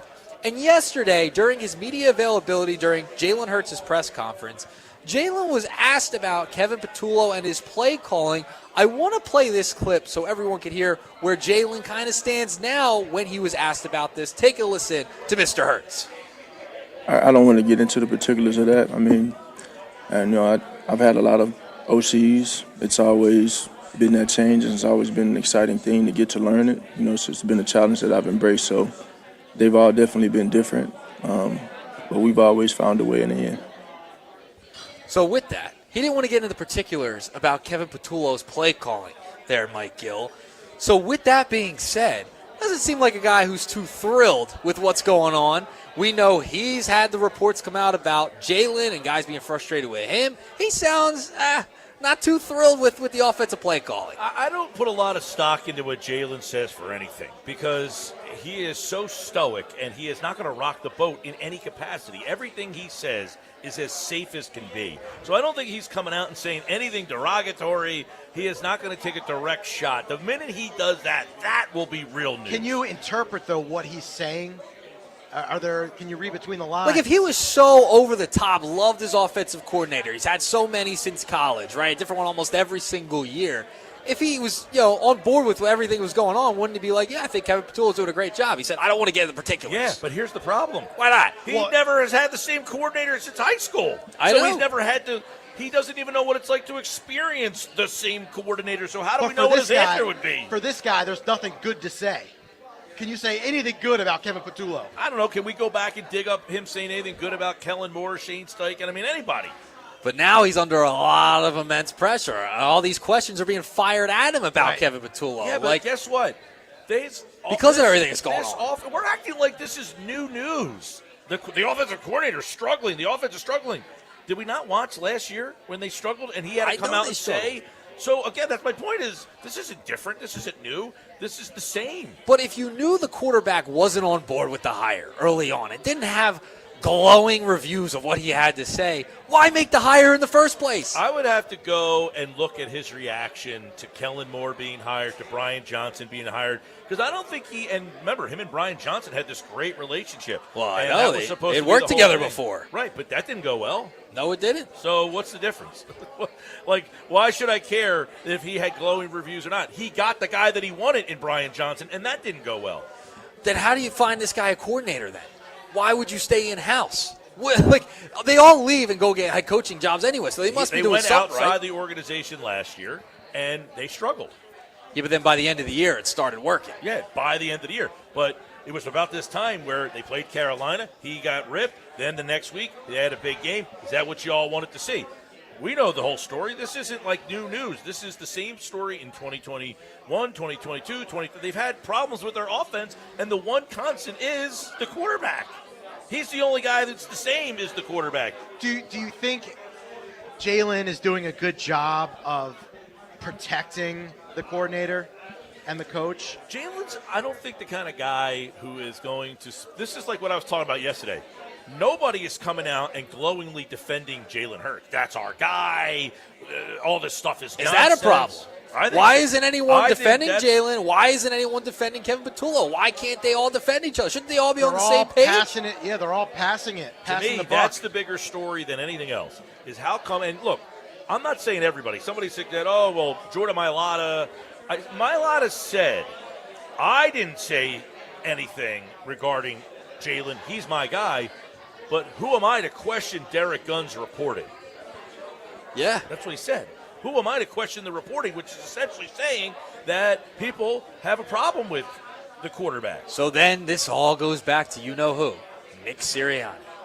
Where is Nick Sirianni defending all of his guys, figuring out a way? We might not see it behind the scenes, but shouldn't there be a clear message from all of the players, coaches, hey, we're trying to get on the same page, we support one another, this and that? Shouldn't that be happening? Shouldn't they all have a consistent message here? For Sirianni this week to say he thought Patullo did a good job against Dallas, I can't see that at all.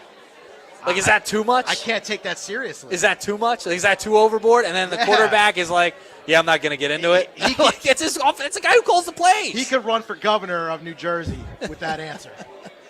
That's what he's supposed to say. I guess What is he supposed to say? Our offensive coordinator stunk, by the way, which, by the way, I don't agree with. The team scored 21 points in the first half. This week, more so. They were off to a hot start, but it's always after those scripted plays, they fall apart. They can't make adjustments. Well, you can't script 3 straight drives, so that's not accurate. They scored. But it's usually in the beginning when they start right, to play but then well. the second series and the third series, they scored. And again, I go back to, I'm not saying I thought he was great, but my point is they had success that plays got negated by penalties. So he called a play, that worked, that had success, and then you get a penalty. So it's like we want to nitpick the ones that we don't like, but we're unwilling to say, they ran a play in which Dallas Goedert had that was a really well-designed play that kind of caught the defense by surprise, and there was a penalty by Devontae Smith that ruined that play. But there was multiple plays that ended up having big plays, and the end result was negated by penalties. That's where Jalen's got to be the guy to pick it up. I mean, he's the guy when things go right. That's really easy. But when things go awry and you got to adjust. And it's really hard. I heard Kurt Warner on Rich Eisen earlier today, and he was talking about they got to find an identity. And when they played well, it was when they were passing a lot, right? When they were going to Devontae Smith in that Minnesota game, A.J. Brown, when they were passing, why not change the offense and adjust? Because you're not running the football well, because the offensive line has not played well, why not switch it up and have the pass go through the offense? I'm interested to see if they start to go down that road where they're now realizing, because their identity has been they're a run-first team. Right. They run the ball well. And they can't run it this year. I wonder if they're noticing it's not happening. We're 12 games in, and it's not getting better. So we might have to now shift our attention. Here's the one problem as I see it, and this is why I think the offensive coordinator is getting a little too much blame here. You can't run the ball. We all can admit that. And when you can't run the ball, teams are saying, we know you can't run the ball. In the past, they would put 8 guys, sometimes 9 guys up there crowding the line of scrimmage in anticipation of you trying to run the ball, which means in coverage there's really like 4 guys back there. Well, now they only need 5 guys up front, and they're putting 6 and 7 guys in coverage sometimes. So a lot of these routes that were open in the past, so what you could question him is, okay, those routes that you ran in the past that were open, they're no longer open, so now you need to kind of change them. That goes back to the chicken or the egg. Is this Jalen Hurts not wanting to run different plays, and these are the plays that he wants to run? We'll find out tomorrow, 3 p.m., Black Friday. Not tomorrow, Friday. Shouldn't Jalen be the guy that can adjust to any offense as a pro?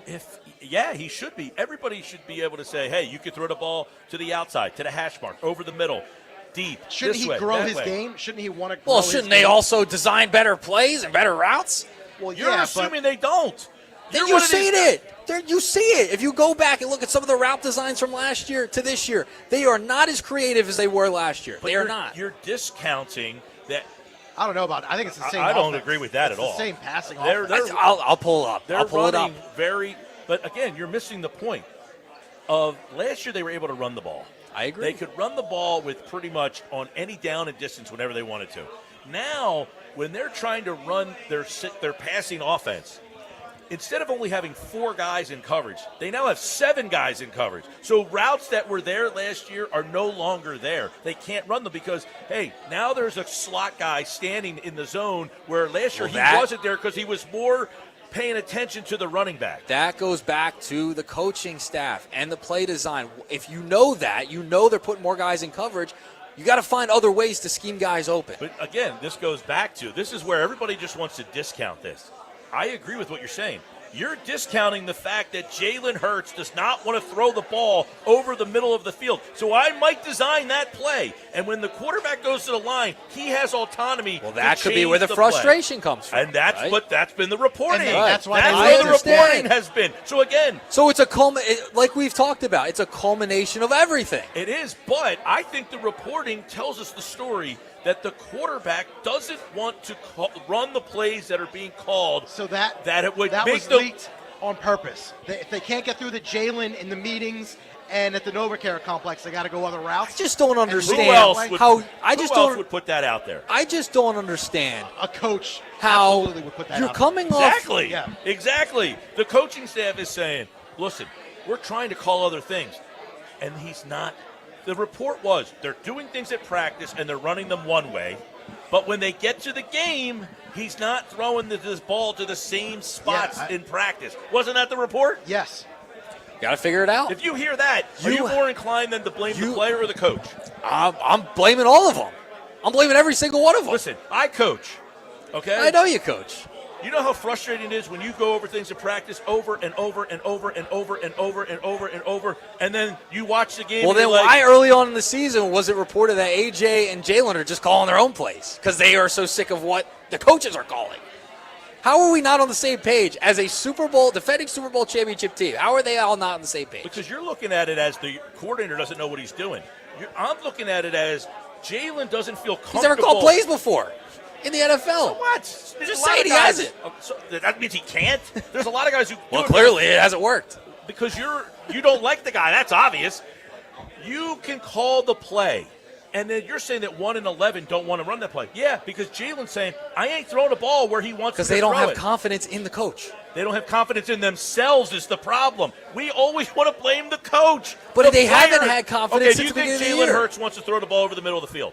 I think if he had the design plays for it, yes. If they were scheming guys open, they would. A guy who's been in the league, the NFL, for as long as Sirianni and Petula, they just don't have any plays that go over the middle of the field. Is that what you're trying to say? Well, it seems like it this year. They could call the perfect play, and then once the ball is snapped, they're out of control. They can't do anything. That's what you're trying to call Well, it. this also this guy has no clue how to get This also comes back to to the offensive line. Maybe they have called it, and there have been guys open, but then the offensive line, Jalen can't get the ball out in time because the offensive line hasn't been as good this year. That's a reason I would go with that route. But what you're suggesting... That's what I just said. No, what you're suggesting is... No. You're taking it and going another way. No, I'm not. You're saying that the coordinator... We're not even going to get to the Phillies nugget now. You're saying that the coordinator doesn't have any plays designed to go over the middle of the field. I'm sure they do. We haven't seen it as much this year. And why do you think that is? Do you think it's because he doesn't have it in his playbook?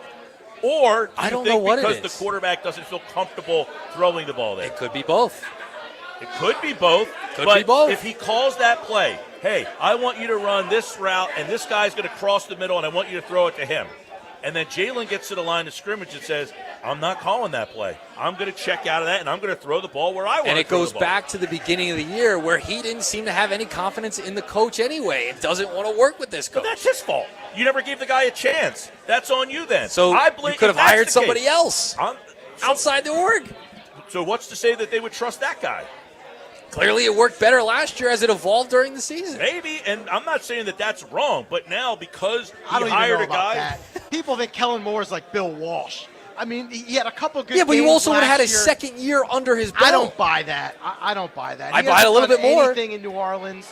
Well, it's the For world. people to I think- agree. I would not have hired Patullo because he doesn't have enough experience. People wanted for a Kellen Super Bowl. He's Moore to never become called the head plays. coach. But you're just discounting that he knows how to do the job because he's never done it. That's asinine. No, that's not what I'm saying. That's not at all what I'm saying. It sounded like it. You were And like, then you're saying that. You're saying that. I'm not saying that. so should they have hired him? No. Why? Because the quarterback didn't have confidence in him, and he was inside the organization. You should have went outside the organization. Why do we think the quarterback didn't have confidence in him? Because we played the clip yesterday. He said the same thing when they hired Kellen Moore. Go get the clip when he hired Kellen Let's go. Moore. I'll dig. You know I'll dig. I don't care because I can guarantee you. How we only get to one nugget today? I can guarantee you that Jalen Hurts had no more glee when they hired Kellen Moore than he did this guy, because Jalen Hurts is never going to show you anything other than right here. So he's always just going to give you the corporate answer of what he thinks is the safe thing. He doesn't want to say, I don't like the hire. He doesn't want to say, I love the hire. He got Brian Johnson hired. That didn't work. Yes, and they didn't learn from hiring from within 2 years ago. But they came off winning the Super Bowl. I'm not saying that. I don't think they should have hired Patullo. I'm not defending that decision.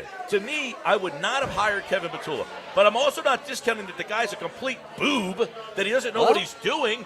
I say, if that's the case, this is on Jalen Hurts for being the leader of the team and being And Nick unwilling. Sirianni. Can you see why Sirianni hired Patullo in the first place? Of course you can. Coming off a Super Bowl, hired within, you know each other. They did that the time before, It's a in 23. fair- it's a and it fair didn't hire. work. Yeah, but their offense was not They also the have problem other in 23. Yeah, they also have coaches on the coaching staff Sean that have called McVay- plays. Sean McVay doesn't come off trees. Other These than guys, Patullo. These guys aren't falling off trees. Nugget today. Damn. We tried. I tried to get the Phillies nugget, Pete. Tried. 609-403-0973. Text board coming up on the other side. The latest on the injury report, which is now out. Will Devontae Smith play? Adam Kaplan with the very latest is coming up next.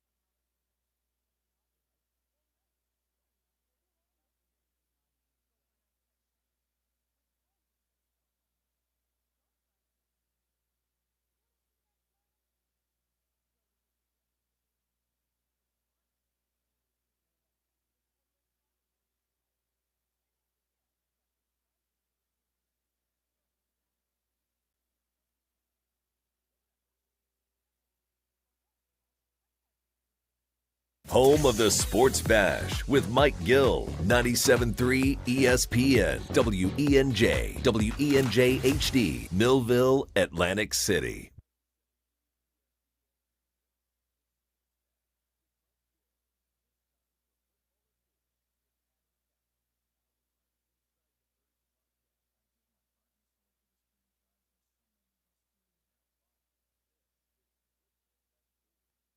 Football at 4 is powered by the Inside the Birds podcast. It is brought to you by the Fanatic Sportsbook at Ocean Casino Resort in Atlantic City. Adam Kaplan from InsideTheBirds.com is here on a Wednesday as the Eagles get ready for the Bears. We're live at 99 Bottles at Maynards in Margate, and over half the people have already got here and signed in, and the wait list is already up over 30 people. So there's a long line on the wait list, and we've already got half of the 99 people here and still half the show to go. So it's going to be a raucous, loud crowd when Adam Kaplan takes the stage right now here on the Sports Bash. We got a lot of injuries here to talk about, Adam, and one major name shows up on the DNP list. How are you? Good, Mike. I'm glad to talk to you. Yeah, so the one that is concerning is Devontae Smith. Now, illness was added to today's injury report. He got hurt in the last game, got hit hard. He's got shoulder and chest injury. So if he cannot go, it'll be Jahan Dotson would start. And remember, Xavier Gibson, who's really their punt returner, just a little bit on offense, number 87. He got popped hard, as you know. Hard to believe he's going to play. He was seen as a sling after the game. So bottom line is, Mike, the Reed Blankenship injury did not turn out to be big. He got some work in today. Their practice is very light, by the way. You can't really practice on a short week very heavy. And then Landon Dickerson with the knees expected to go. Graham's expected to be available. Oh, Dory Jackson, we should know this. He's off the injury report. What happened was he had a head injury, but he checked out fine. That's why he was saying he was okay. He's actually been removed from the injury report, which really rarely happens. He literally was removed from it. So he's been clear to play. So that's good news in terms of their depth. I mean, we know that the Quinyon Mitchell, it's been a problem, but Jackson will be available to play. So Jackson, yeah, I was surprised by that, and also surprised a little bit by Reed Blankenship. He was limited today. Saquon also limited. Landon Dickerson and Brandon Graham. They are all listed as limited participants for the Eagles. Devontae Smith is the big one. We know Lane Johnson, Andrew Makuba, they will not play in the game. We'll see about Devontae Smith if he is able to go. What is the plan? You see Makuba's on that list, and we see Blankenship, but they're going to need another safety in this game, and it's a pretty important position against a guy like Caleb Williams who runs around, extends plays, and quite frankly, I would imagine they're going to take shots down the middle of the field there. Yeah, so it'll be Sidney Brown next to Blankenship, Mike. That's Sidney Brown will start now.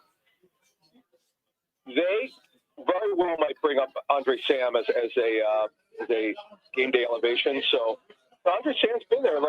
We know our Andrew DeShepard's got to know him. Andrew did a great pod where this week you can get on all pod. We don't put that on YouTube. We only put that on pod where Andrew breaks down the safety position. But what I could tell you is Andre Sam's not the biggest guy in the world, very smart football player. This is a guy that the Eagles have tried to develop a little bit, and they've hung on to him. He was an undrafted free agent of LSU last season. Then Michael Carter, I told you first, Mike, what had happened at the trade. We were told that Michael Carter will be cross-trained at safety. Fangio has talked about it a number of times. He's basically their fourth safety. So Carter, just depending on – now, the one thing, Mike, before we move to the Bears injuries, the weather, it's going to be windy again. It could be very like the Detroit game. So right now, Mike, depending on how the passing is, if the guts, if it's not gutsy all the time and quarterback's able to throw the football, particularly Caleb Williams, who you talked about, if Jackson doesn't play well, we got our answer last week. We know that DeJean didn't play well, but we've been telling you about Ringo for 3 years now. They have no trust in him other than playing special teams. And Jacorian Bennett, I'd be surprised on a short week if they would go in this direction. We'll find out. Now, again, it depends on how Jackson plays. And he very up and down before he got hurt, Mike. He had some plays that gave up plays, as you know. Yeah. So it's something to watch in this game, particularly for those who are going with the wind. And watch pregame warm-up, because both Williams and Hurts obviously have strong arms. They do. By the way, some news in the NFL real quick. Frank Ragnow, the center from Detroit, has decided he is going to return to the Lions. So he had retired. He had been out all season. He is returning. So there's some big news that happened about 10 minutes ago with the Detroit Lions. So a team that is right now on the outside looking in of the playoff mix. Behind the Chicago Bears team for first place in the NFC North, by the way. How healthy are they coming into the game? And they got some old friends. Kevin Byard's having a good year, leads the league in interceptions. And C.J. Gardner-Johnson, he's one of their top sackers. He's only been in the system for about 2-3 weeks. It's crazy. He had 3 sacks in 2 games. And he's playing nickel. He's really not playing safety. So, right, what's kind of happened here with the Bears is they most likely will be down 4 linebackers. Okay, T.J. Edwards, who's missed a number of games from Eagle, obviously. When I look at my notes here, Tremaine Edmonds is on IR. Their star linebacker is one of the high-speed linebackers in the NFL with a groin injury. Noah Sewell, their top backup linebacker. He missed time with a concussion. Now he's an elbow injury. And Ruben Hippolyte, a 4th-round linebacker, has a shoulder injury. He hasn't worked, Mike. So they're gonna go most like they're a 43 front under Dennis Allen. They're leading the NFL in turnovers recorded. They're leading the NFL in plus minus, Mike. Caleb Williams and the Bears offense only has 8 turnovers. So look, to me, Mike, it's with the win, and it's going to be low 40s, but very windy. Yeah. It might be another one of those games, man. If you don't turn it over, it could be the field goal kickers. Cairo Santos and obviously Jake Elliott. We'll see what happens. We will, and obviously the Eagles' offense has struggled a lot. Adam, before we get you out of here on this Wednesday edition, we're kind of doing a Friday, Thursday, and Wednesday show all wrapped into one. Is this the kind of defense that you think Philadelphia can kind of get their offense going against, or do you anticipate them struggling against this Bear defense? Well, Mike, I mean, the Eagles moved the ball really well in the first half. Jeff and I have talked to a bunch of personnel people this week. All but one guy I spoke to liked what the Eagles did on offense. I mean, look, they moved the ball really well in the first half. You saw how many drives were shot down because of the penalties, which is ridiculous. That can't happen, Mike. Nick Sirianni's got to do a better job with getting his players to understand just the discipline of it. They actually had 15 penalties in that game, 14 stuck because they won offsetting. So they had at least 3 drives were killed by penalties last week in the second half. Hurts played fairly well. Listen to the Inside the Tape show with Greg Cosell and I. We talked about it. The line was very up and down, Mike. The line's got to protect better. This has surprised me, Mike. We know the run blocking has been really disappointing, one of the worst run blocking lines in the league. They've been mostly good, but this game, as Greg told us on the tape, it wasn't quite what I thought at home watching on TV. It was not quite as good, to be honest with you. That's why the All-22, and listen to that show, because, Greg, we spent 5 minutes explaining the difference between TV copy and coaching tape. I really highly recommend that show, which Greg and I did this week. Check that out, everybody. It's Inside the Tape on the Inside the Birds platform. Adam Kaplan, happy Thanksgiving, man. We always appreciate the partnership with you guys. Football at 4 is obviously probably our most listened to and popular entity here. It's been going strong with the guys from Inside the Birds, Adam. So we wish you a happy Thanksgiving. And, of course, thank you for the partnership. Same to you, my friend, and all the listeners on 97.3 ESPN. Thanks, Adam. And there you go. We got Football at 4. Eagles injury updates. Devontae Smith is the big one. If he does not play, what does this Eagles offense look like? I would imagine that Dotson kind of takes that role, and then Darius Cooper would be the guy who kind of takes in there. So there's Football at 4, all the injury updates and news. That Frank Ragnow news, very interesting. That he just decides, you know what, I'll come for the stretch run here, and we'll see if he's even in. I would imagine he's not in the lineup tomorrow when the Lions play. All right, let's get into this week's edition of the Friday Five, brought to you by Jersey Cow. It's a year-long thing in Northfield, Epseek and Brigantine. The best ice cream is at Jersey Cow. All right, guys. So the Friday Five is generally done. We do it in the summertime. I give you the 5 games that I think are going to be the best games that weekend. Then we try to see if those 5 games are still the best 5 games moving forward. Well, obviously this week we're on a Wednesday doing the Friday 5. I would say 2 of the best 5 games are tomorrow. Agree? Kansas City, Dallas, Green Bay, Detroit. They would be in the 5, right? I would think so. You okay with that? Those two, I'm cool with those I'm two. good. Josh likes to pick apart my Friday 5 sometimes. All right. Then I got to go Houston, Indianapolis. Yeah, I was going to go that one. You there? You like that one? Yeah, with the way Houston just took apart Buffalo last week. It's a good one. Dude. I like it. Houston wins. That's a race for the AFC South right there, right? I mean, Josh, what's that stand? It's they're all within 2 games of each other, right? Yeah, they're all within either 2 games or a game and a half of each other.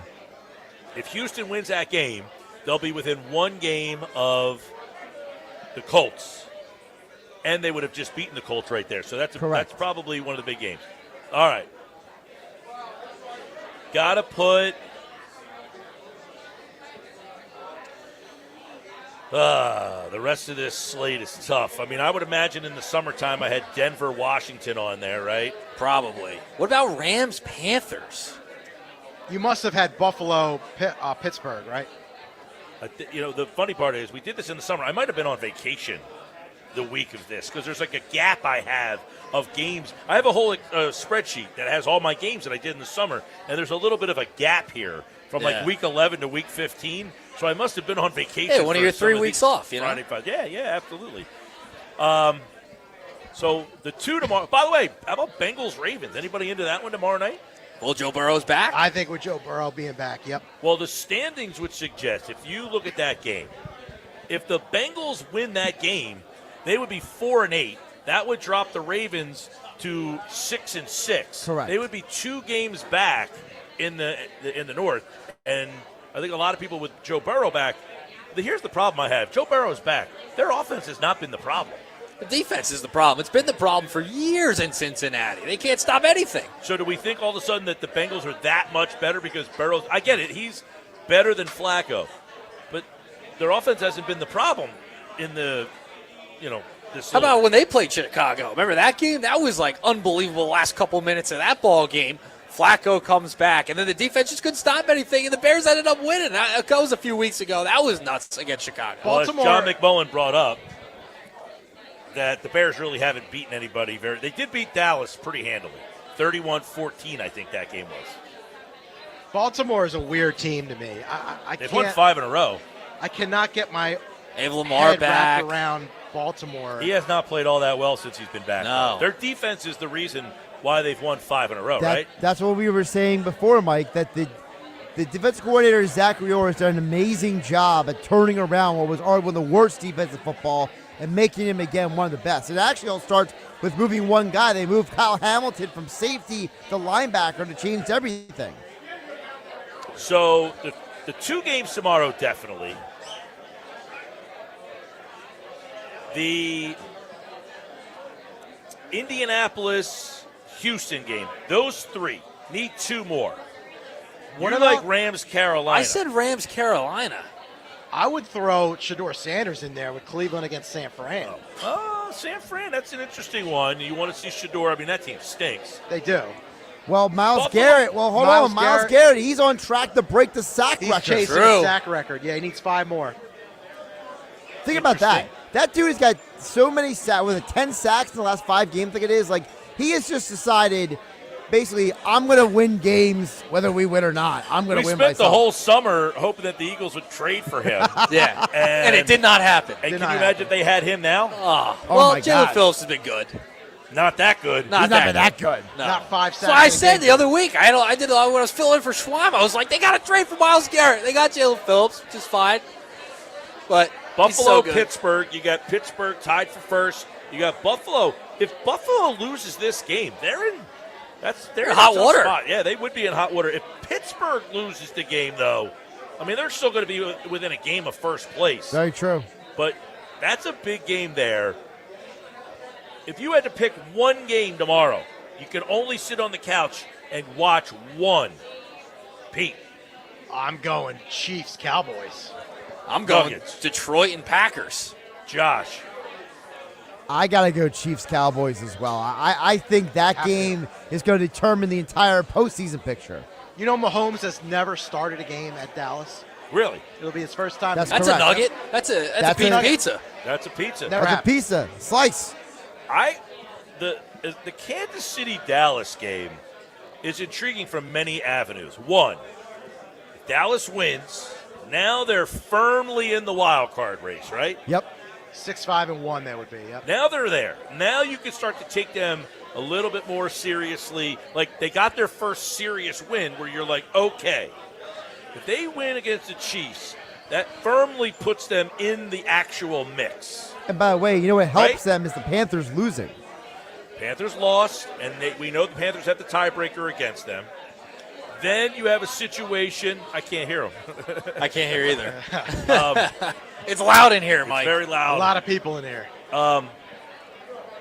If Kansas City loses this game, though, that's 6-6. Is anybody ready to say if they go to 6-6 that they would be done? I can't sit here and count the Chiefs out ever. I know it's not been the same Chiefs as old, but I can't count them out yet. Right now, not yet. Right now, 6-6 puts the Chiefs in the 10th spot. Buffalo is the 7th seed, so they would be behind right now Houston, Pittsburgh, and then them. If they lose and they fall to 6-6, if Pittsburgh loses, they would also be 6-6. If Houston loses, they would also be 6-6. But if Buffalo wins, they would have beat Pittsburgh, and that means Buffalo would get to 8-4, and Kansas City would still be 2 back of Kansas City, and Buffalo beat them. Yeah, Buffalo has the tiebreaker. Yep, they have the tiebreaker this year. Yep. Wow. That's why. No Detroit or Green Bay. Well, love? I'm getting to that game. Yeah, now, you go to that game. Look at that. If Detroit loses, they fall to 7-5. San Francisco plays Cleveland. If San Francisco would win, they would have 9 wins, and Detroit would only have 7. Yep. That's a big jump there. They would need to make up 2 games with only, 5 to play? 6? How many left after this? It would be 5 after this weekend. 5. This is week 13. 2 back with 5 to play. Tough. And then Green Bay, they also got Josh Jacobs back tomorrow. They do. For And the Green next Bay, game. by the way. That makes a big difference. If Green Bay loses the game to the Lions, that puts them at 7-4-1. Right. Detroit goes to 8-4. Now is 8-4-1. 8-4 better than 7-4-1. That's where that tie gets a little wonky. Yeah, I that's where you've been saying this for months now, Mike. That tie is going to help Green Bay potentially, and I'm starting to see it play out in front of my eyes. That with the Lions losing some of these games, the Eagles and the Vikings in recent weeks, it's really putting the Lions. I mean, is that part of the reason why Ragnar came out of retirement? Because he's like, oh my gosh. Well, don't you think you need more than 8 wins to get in the playoffs? You're going to need to, but here's the thing. Right now, Green Bay 7-3-1. And they're ahead of San Francisco, who has 8 wins. And Detroit is 1-2 in that division. If they go to 1-3 in that division, they don't own a lot of tiebreakers right there. No, they have no tiebreakers left. The interesting part about this weekend, guys, is Philadelphia has the tiebreaker over the Rams, but the Rams have a game on them. So right now, the tiebreaker is not playing. They have a tiebreaker over the Bucs, but they're 2 games ahead of the Bucs. They have a tiebreaker over the Packers. But the Packers are not winning the division right now, so that doesn't come into play. They have the tiebreaker over the Lions, but the Lions aren't even in the playoffs right now. And that's the what makes one game on Friday that could really be the one. And that's they where have the tiebreaker on all these teams. But if they lose the game, the one team that the tiebreaker might actually come into play is against the Bears. That's what makes this a very big game on Friday. And that's why you could argue, to use the Mike McGarry phrase, Friday's a must-win game. You put it in the must-win category, Pete. Yes, with where this team is at, with what happened to Dallas, yep. Nuggets. Absolutely. No doubt. They have to win Friday. If they don't win Friday, first of all, a lot of stuff on the offense is going to really start heating up again in the media with us talking about it. And also, that tiebreaker, like we've talked about, not good. And when does the accountability factor come into play if they lose this game? Who gets the blame? Are you going to keep on moving on with this thing and try to get it right? Well, who gets the blame? If they lose the game, must win, I would say this. It's a must win if you want any ideas of grandeur to win the Super Bowl. Yep. You can still make the playoffs, but you are not going on the road against this field and working your way through the road back to the Super Bowl. So you need to win this game because you need to be a 2 seed and keep yourself in play for that 1 seed. That's why this is a must win. If you want to win the Super Bowl, you must win this game on Friday. It's not just winning the Super Bowl, it's repeating the Super Bowl. That's why the Eagles are getting everybody's best shot. And if you look at Chicago's remaining schedule, they have the Packers twice, the Browns, the Niners, and the Lions. It's 4 tough games. So there's that. It's 4 tough games. I like the so we're at Maynards in Margate for the 99 bottles. We want to thank Maynards for being our host. It is packed in here. It is packed in here. It's jumping. How are you, sir? Good to see you guys. I have noticed. So the funny part is, we're at Maynards in Margate. It's mobbed in here. You can't really move. The moving is struggling right now. But I like, Maynards is we're on the island in Margate, very local spot. This is a old school local hangout. Oh, I hit here in the summer. Don't worry. But in the off season, it's not like Gen Z hanging out in here. This is like the locals who are coming in here, and they're opening the door, and they're like, what is going on in here? Like, they want their stool, they want their spot, they want Freebird on the radio, and they just walked into 99 bottles. This is supposed to be a dive bar in the wintertime, and now it's like a summer. This is summer like night. my local safe spot that, like, I know I can come down at 4 o'clock in the afternoon on Wednesday and get myself a nice. And then they have these 3 hooligans yapping over here about the Eagles and bringing in all this big crowd. You come in here, riff-raff. You try to play a game of 8-ball, and you got 99 bottles on top of your favorite pool table. Now, did you get a picture of the bottle setup? They did. I did not. Madison, the intern, Skylin, they got a picture of the bottles. I got a picture of the crowd. I put it out on X. Okay. Well, we appreciate everybody who's here already, who've been hanging out all day. I mean, we had, by 3 o'clock in the afternoon, it was packed in here. And now, when everybody's just getting off of work, we anticipate it really picking up here. So, waiting list is filling up. If you want to get on the waiting list, the waiting list will go endlessly, but we're starting to get a little deep in that waiting list now. Jersey Watch. I know you're a big Jersey Watch guy. We have a B West. TJ Watt is over there. Tyrese Maxey. I saw an Embiid jersey at the bar. Embiid right at the bar. I saw a Dykstra jersey earlier. Yeah.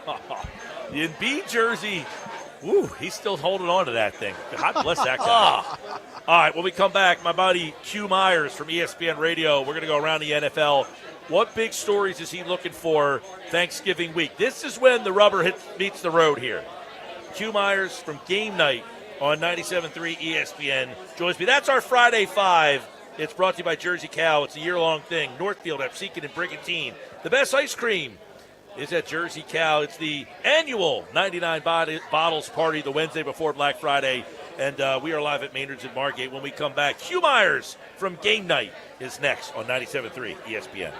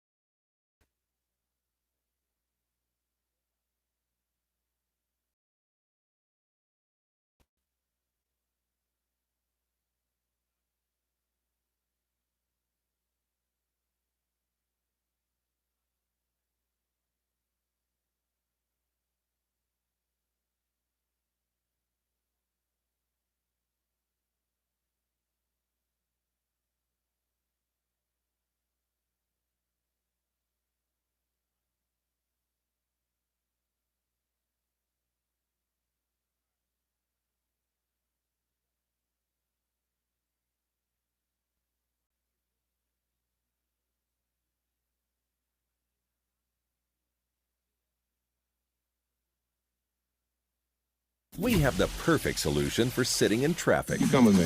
The Sports Bash with Mike Gill on 97.3 ESPN and the 97.3 ESPN free mobile app. All right, 4:31. We're live at Maynards at Margate's. 99 bottles. We've already got a full house in this joint. I mean, there is over 100 people standing in front of us right now for Q Myers, the man. They came to hear game night in the afternoon. The people have spoken. They must have game night in the afternoon. And Q Myers is here from game night on 97.3 ESPN. And he is brought to you today by our friends at Broadley's Plumbing, Heating, and Air Conditioning, serving South Jersey since 1911. Keeping your home comfort game day ready this season. What's up, Q? What's going on, my man? Man, chilling. How you doing, man? Happy Thanksgiving, a little ahead of time. Same to you. We are live on location, our annual 99 Bottles Party. We have 99 pairs of tickets that we will be giving away today. So we have a packed house in this joint, and they are ready to listen to what you have to say about the Philadelphia Eagles and what happened against the Dallas Cowboys.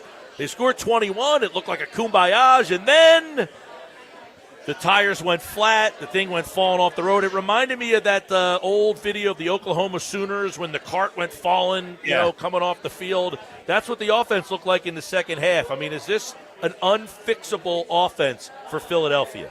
See, I don't think it's unfixable. I just think it was one of those bad days at the office. It was one of those, they got up early. I think a lot of people, including Cowboy fans, thought that the game was over. And then one thing led to another. It was a snowball effect, and the Dallas Cowboys came back to win. If you remember last week, I said this is the kind of game the Cowboys win, right? The game that they have no business of winning. Now, when they were down 21-0, I thought, okay, well, I guess I was wrong about that. And then they made their comeback. I still think Philadelphia is going to win this division. I still think that they're the better team. I think the Cowboys have dug themselves too big of a hole. But at this stage of the game, snapping a 4-game winning streak that Philly had riding, now it's like, okay, hey, look, guys, we have to tighten this up. We have to get better at what we do. We have to figure out what's going on with Saquon Barkley and how to get him going. And I think it is fixable, but they have to have the attention to detail because it got exposed. Where are you on, in these parts, you were in Vegas where they just fired the offensive coordinator, Chip Kelly. Yeah. They want this guy gone here. They think he's not qualified, that he does a terrible job. Where are you on the blame game in offensive coordinator versus, talent and scheme and all that stuff? Because right now people are looking at this offense saying the coordinator. But then you got these reports that are essentially suggesting that the quarterback is kind of doing his own thing from time to time. So do you watch this team and say this is a coordinator problem? Do you watch this team and say it's a talent problem? What do you see when you look at coordinator and this offense? I mean, I think there's enough blame to go around to the coaches and the players, right? And if the quarterback is doing what's reported that he's doing, obviously that's not the right way to go out there and execute. He's not supposed to be doing that. That's not the way that it was drawn up. And somehow, some way, they've got to get that under control. I've always been told, and I'm a firm believer, that coaches coach, players play. So the players got to go out there and they've got to execute. They know what they're supposed to do. Look, Saquon Barkley was a 2,000-yard-plus rusher last season, so it's not like he doesn't know how to run the rock. This offensive line could block for them. Yeah, I know they got guys banged up, but they could block for them. They know the recipe to success. They're just not executing at the level that they should. And again, when you have a year where a guy goes for 2,000 yards, go look at the next year. He's never that good the next year, right? And so, every team is going to try to do exactly what Kansas City did in the Super Bowl, make sure that guy doesn't beat him and someone else is going to have to. So they're getting everybody's best game. There's going to be days like that. It's not time to hit the panic button, in my opinion, if you're Philadelphia. You're still going to win the NFC East as long as you don't have any more games like that, and you'll be fine. But you know that there's things that you need to tighten up, and I think that's okay at this stage of the game as long as you're able to not let that one loss turn into 2 losses, turn into 3 losses, right? Stop the bleeding immediately, get back on it. Got an opportunity on a short week against Chicago to get back into the win column. All right, Q Myers, game night right now, 97.3 ESPN. They play the Bears. Yep. It's a Bears team that's sneaky all of a sudden. They're in first place, by the way. Q, when they put a Black Friday game on, it's like, hey, let's just find a high-profile team and kind of match them up with somebody that's, safe, And then all of a sudden it's like, hey, we're in first place. Right. Does this game put you on high alert if you're Philadelphia? It doesn't put me on high alert, but I do think it makes me feel good if I can get that win, right? If I go in and beat the Bears, which I believe that the Eagles are going to do, and I think that they should do, but they're riding a 4-game winning streak of their own. So now you get that nasty taste out of your mouth of what happened on Sunday versus Dallas. You have, like I said, on a short week, you're able to come back and take on the Bears that are looking really good and flying high, and they've got this first-year head coach of Ben Johnson. Looks like he's pressing all the right buttons, and Caleb Williams is all of a sudden that quarterback that he was expected to be when he was drafted number 1 overall.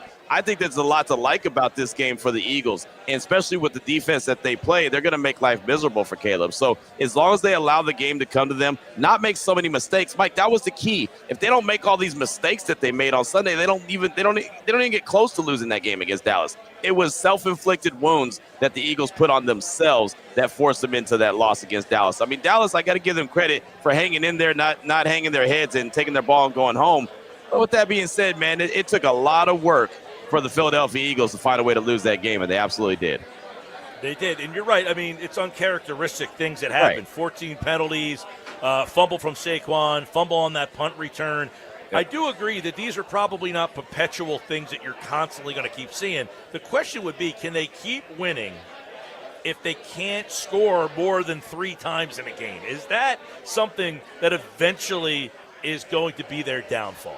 I mean, it very well could, but the way I look around across the league and I'm seeing some of these defenses that are really good and they're finding ways to win games with that defense. I mean, look, Denver is not a juggernaut offensively, but they've got a great defense, right? They got guys that up front that can get after the quarterback, and they're on record pace of sacks for the season, right? I just saw the Cleveland Browns up close and personal. I know they're not a good team, but they just sacked the quarterback 10 times in front of my face. I saw Houston on Thursday night against the Buffalo Bills get 8 sacks on Josh Allen and 12 hits, right? I mean, those are recipes for success, and those are recipes for winning. And, oh, by the way, you know who made that blueprint?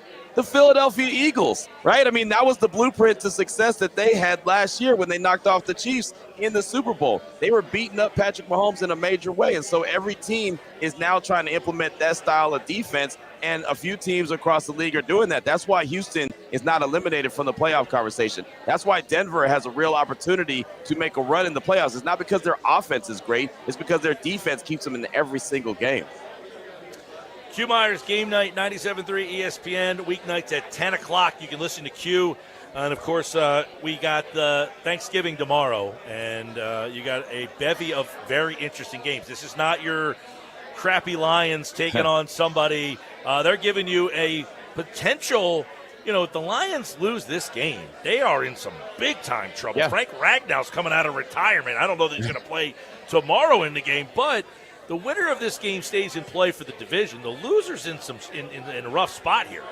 Yeah, no, they are. I'm looking at this as a potential playoff elimination game, to be honest with you, right? If Detroit loses, they have to find a way to win this game. I do think that they're going to win the game. I really do. I've already penciled them in as my winner for Week 13. But wow, if they, I'm telling you, if they don't win, all of a sudden the conversation has totally changed. right? The conversation is, are they going to make the playoffs as opposed to how far will they go in the playoffs? So, yeah, Detroit definitely has to find a way to win this game, and that's the reason why Ragnow's coming out of retirement, because he knows that they're going to need him for a playoff run. So they've got to handle their business. He won't be available tomorrow. They said potentially maybe next week against the Cowboys, and even that seems rushed. So if they want to be able to use him to the best of their ability, they better win tomorrow against the Green Bay Packers.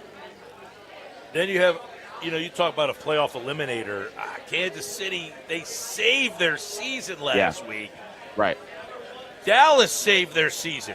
Is the loser of this game tomorrow, the middle game, in trouble? Yeah, I think so. Dallas pretty much, in my opinion, has got to win out, man. They really do. They dug themselves such a big hole with that terrible defense that they had early in the season. I don't know if they're going to be able to get out of this hole, and a lot of that has to do with, I think, the success of the Philadelphia Eagles ahead of them, right? I think that Philadelphia is in a really good position. As far as Kansas City's going, man, the Colts had an opportunity, right, to make a big statement by winning that game last week, and they allowed Kansas City back in it. That would have been the death nail, in my opinion. If that had been loss number 6 for Kansas City, like my barber says every Saturday when he's talking to somebody else in the shop, beat it, Toots. Like they would have been gone, right? KC would have been out of there, but instead, they've got 15, they've got Andy Reid, so they've got a chance. And so I think that Kansas City is right where they want to be now. They know that nobody really wants to face them because they're concerned that they could also turn into the Chiefs that we've seen years ago. I still think that they have a few warts on this team, but if Dallas doesn't handle their business, and honestly, from my time covering the Cowboys, they'll have a big win, and then they'll take a big L right after that. So I'm expecting Dallas to take this L and Kansas City getting another win. I was going to say, do they seem like they're, rejuvenated with this defense? I mean, Quinnen Williams was a wrecker last week. I mean, Landon Dickerson had his hands full, and that offense is playoff level. They can go deep in the playoffs with that offense. But has this defense turned our opinion of this team enough that they can get on a little 5 out of 6 here to get to the end of the finish line? I haven't seen enough of the defense. I saw them against the Raiders, and so that's all I have to say. And then, so obviously saw them against Philadelphia and found their way back in. But remember, they were down 21-0 at some point. I would like to see more before I just dive in and say, oh, yeah, the Cowboys defense, all is good now. Quinnen Williams is there. Logan Wilson is there. I think that they still have warts. I think the secondary is still questionable. That's why I think the Kansas City is going to win this game. But their offense, you're spot on, man. That is playoff. That is more than playoff. That's like championship-style offense as good as it is. It's just the defense is bad. Those two guys between CeeDee Lamb and George Pickens are fantastic. And if CeeDee Lamb stops dropping the ball all the time, they'll really be next level. But somehow he keeps putting the ball on the turf. But they are really good 1-2 punch. So, yeah, man, I think that the offense is great. Defense still has a few holes in it. Yeah, CD, by the way, I think only drops passes against the Eagles. That's it. The opening night he dropped passes, and then last week, and I think he only has one other drop the rest of the season. I mean, he has just struggled against the Eagles. He dropped a walk-in touchdown against the Raiders on Monday Night Football. He was standing by himself next to the goal line and just dropped the ball. Well, Q Myers, game night's with us here, looking at the games. And then Joe Burrow's back. Yeah. Does that – because Burrow's back, and that makes the game more intriguing, but their offense has not been the problem even without Burrow. So does this do anything for you? They're playing a Ravens team, which, by the way, is now in first place in the North, winning 5 straight. Yeah, this doesn't do anything for me. I respect Joe Burrow for coming back and wanting to play. I give him that. Football players want to play football. That's a great concept. I love it. So, I mean, again, like you said, it makes this game that much more intriguing. My big storyline in this one is just the health of Lamar Jackson. I think we could all agree that he's not 100%.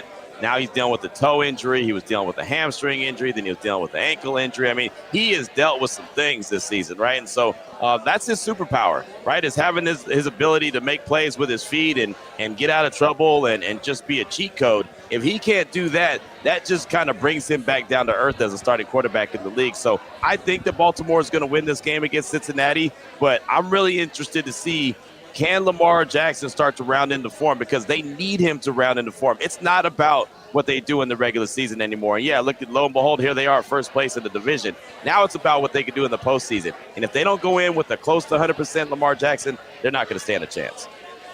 Q Myers, of course, Wednesdays, we like to go through all the key NFL stories as we have a short week. It's Thanksgiving. We want to wish you a happy Thanksgiving. Appreciate and enjoyed our back and forth on some of these midweek conversations, looking back and ahead at all the key stories. And the NFL gives us 3 games. Do you like the Black Friday game? I do like the Black Friday, but I'm a little salty that the Raiders, I think that should be a Raider home game. I mean, it's a black stadium. You've seen it, Allegiant Stadium, silver and black. I think it only makes sense, but I guess the Raiders got to do their part and actually be a good team before they give them that. Even though the Lions for years had Thanksgiving, I'm just going to throw it out there. So I like that idea, and I have heard people talk about that the Black Friday game should be the silver and black. I'm okay with it. I don't mind the Black Friday. I don't think I like my team playing on Black Friday, especially as important as this particular game is. Right. Q, happy Thanksgiving, man, and we'll talk to you soon. Hey, man, happy Thanksgiving to you and yours. Always appreciate you, brother. There he is, and you can listen to him on game night right here on 97.3 ESPN. All right, we're going to keep it here. I know Nuggets had more nuggets. He has a streak of only getting through 1 nugget. So we wanted to give him, this is normally the Nuggets spot. It is. So we have some time left in the Nuggets spot that he can get to his second nugget. So the bid is over, Nuggets. I know, it is over. Well, We had a good streak there going for a while. I had 2, 3, 4 nuggets certain days. We got to 1 or 2 maybe. Tyrell he is the producer for the video. Yeah. And he's been wondering when the streak was going He texted me right after. He said, we're never going to get another nugget again. Well, when I heard about this, I said, we got to snap this streak. So, Tyrell, this is for you. It's over. By the way, he produces the video stream for the people back watching on YouTube and on X. So he's the one that kind of changes all the pictures and the different logos, and he does a great job on that side. So if you're somebody that usually watches or consumes the show through video, Tyrell Dunn is the one who is behind the scenes on all that. And we hope to expand and do more of that on the video side. All right, so nugget number 2? Yes. A little delayed? All right. We got to talk about the Ketel Marte situation. Here we all go. right? John Morosi reporting that the Phillies have checked in on Marte out there in Arizona. I've seen a lot of different media members throwing out different mock trades there, Mike Gill. Would you be willing to give up Bryson Stott to get Marte in a package? I would, but I don't think that's enough. I don't think that's getting the job done. I mean, I give up Stott. I give up 2 Stotts. All right, so what would your package be? Stott and Stott. What would your package be? Tell me. Well, I think the Arizona. Would you be willing to do that? Stott and Painter for Marte. I don't think so. No? No, and here's why. I'm a little concerned about Marte at 32 years old and the length of his. I do think somebody brought this up. Simeon, who is how old right now? In his 30s, I believe. He's in his he's like 35, I think. Mid-30s. But he has struggled the last 3 years. He's 35. 35. But he has struggled the last 3 seasons. His numbers have started to dip the last 3 years. Marte had a great year 2 years ago. Yeah. He had a good year last year where he hit 28 homers. And he's a switch hitter, and I think that would give you some versatility. He's hit leadoff, he's hit second, and he's hit third. And he is a guy who's going to head into his age 32, 33, 34, 35, 36, 37 years. Yes, but are you willing to pay that contract too? $15 million next year, 12 at 27, $20 million and above after 28. His contract is manageable. It's not like a $30 million a year contract. No. So I'm okay with the number there because I think for 2 years I'm getting a – now, he's finished third in the MVP. Yeah. He's finished fourth in the MVP. So this guy's been a top 5 MVP twice. Now, I think I can get 2 years worth of high-quality protection and play. And then at the back end, I'm probably paying a little more than I want to for him. But I don't think I'm getting anywhere close to that production from Stott for 2 years. Would you give up Rincones and Escobar, 2 of their top 30 prospects, both in the top 10, and Stott to get Marte? Rincones 100%. He's never going to make it. I think Arizona would want either Crawford, Painter, or Miller. But it doesn't seem like Dave Dombrowski wants to move those guys at all. I agree. I'm not giving up Painter or Miller or Crawford. Those 3 guys. Well, Crawford's going to have a role this coming year. Well, this offseason begins and ends with Kyle Schwarber, right? If you re-sign Schwarber, that kind of dictates what you're doing. If you get Marte, are you can sign Schwarber Yep. because now you got Marte, who's a all-star Silver Slugger MVP candidate on a deal that is less money than I think maybe this year and next year he makes like $22 million. A guy but he's also- in the ballpark of Yeah. Castellanos. Are you getting Marte if you let Schwarber walk? I think you might have you to. could That would give you because more of you a have reason? more financial flexibility. But I think you can. My point is, I think you can sign Schwarber and get Marte. Now you bring back Real Muto. He could be a The casualty, puzzle right? piece that Dave Dombrowski has to put together here I would is say ridiculous. this. I would say this. If I got Marte, I don't know what I've given up here. No, what am I giving up? Stott, Bohm, Arun Escobar. I don't know that Bohm or Stott individually is going to be enough. I do know that's not going to be enough. Definitely won't be enough. But if I'm replacing Stott with Marte, I can keep Bohm, and now I move Bohm further down the lineup to like the 6 or 7 hole. If Marte's bat is essentially replacing Castellanos' bat, I've upgraded my team. You have. And, if you can move off the Castellanos contract at some point, now do we think he's going to get released or traded? Who knows? But They're gonna eat that contract like Thanksgiving. we dinner all want tomorrow Ketel night. Marte. It depends what we're giving up, though. That is the question. I see a Flyers hoodie in the You know, the house. Flyers lost the Black Friday game at home because of this Eagles game. Yep. They are playing, though. Kind of salty about that. They are playing Friday, 4 o'clock. That game will be on Rock 104.1. That was a home game at like 11 a.m. every year. 2 Nuggets today, Pete. I see a Barkley jersey over there. I got a Flyers orange hoodie straight down there. I got a Watt jersey over there. I got a lot of Eagles gear in here today. Lots of a lot of Eagles gear. Got an Embiid jersey I saw right over around the corner there. By the way, I've been told by a little birdie that we are almost at 99. Yeah. The waiting list, by the way, has grown to 3 pages long. Wow. 5 o'clock, one thought every game. KC Joyner is back. That's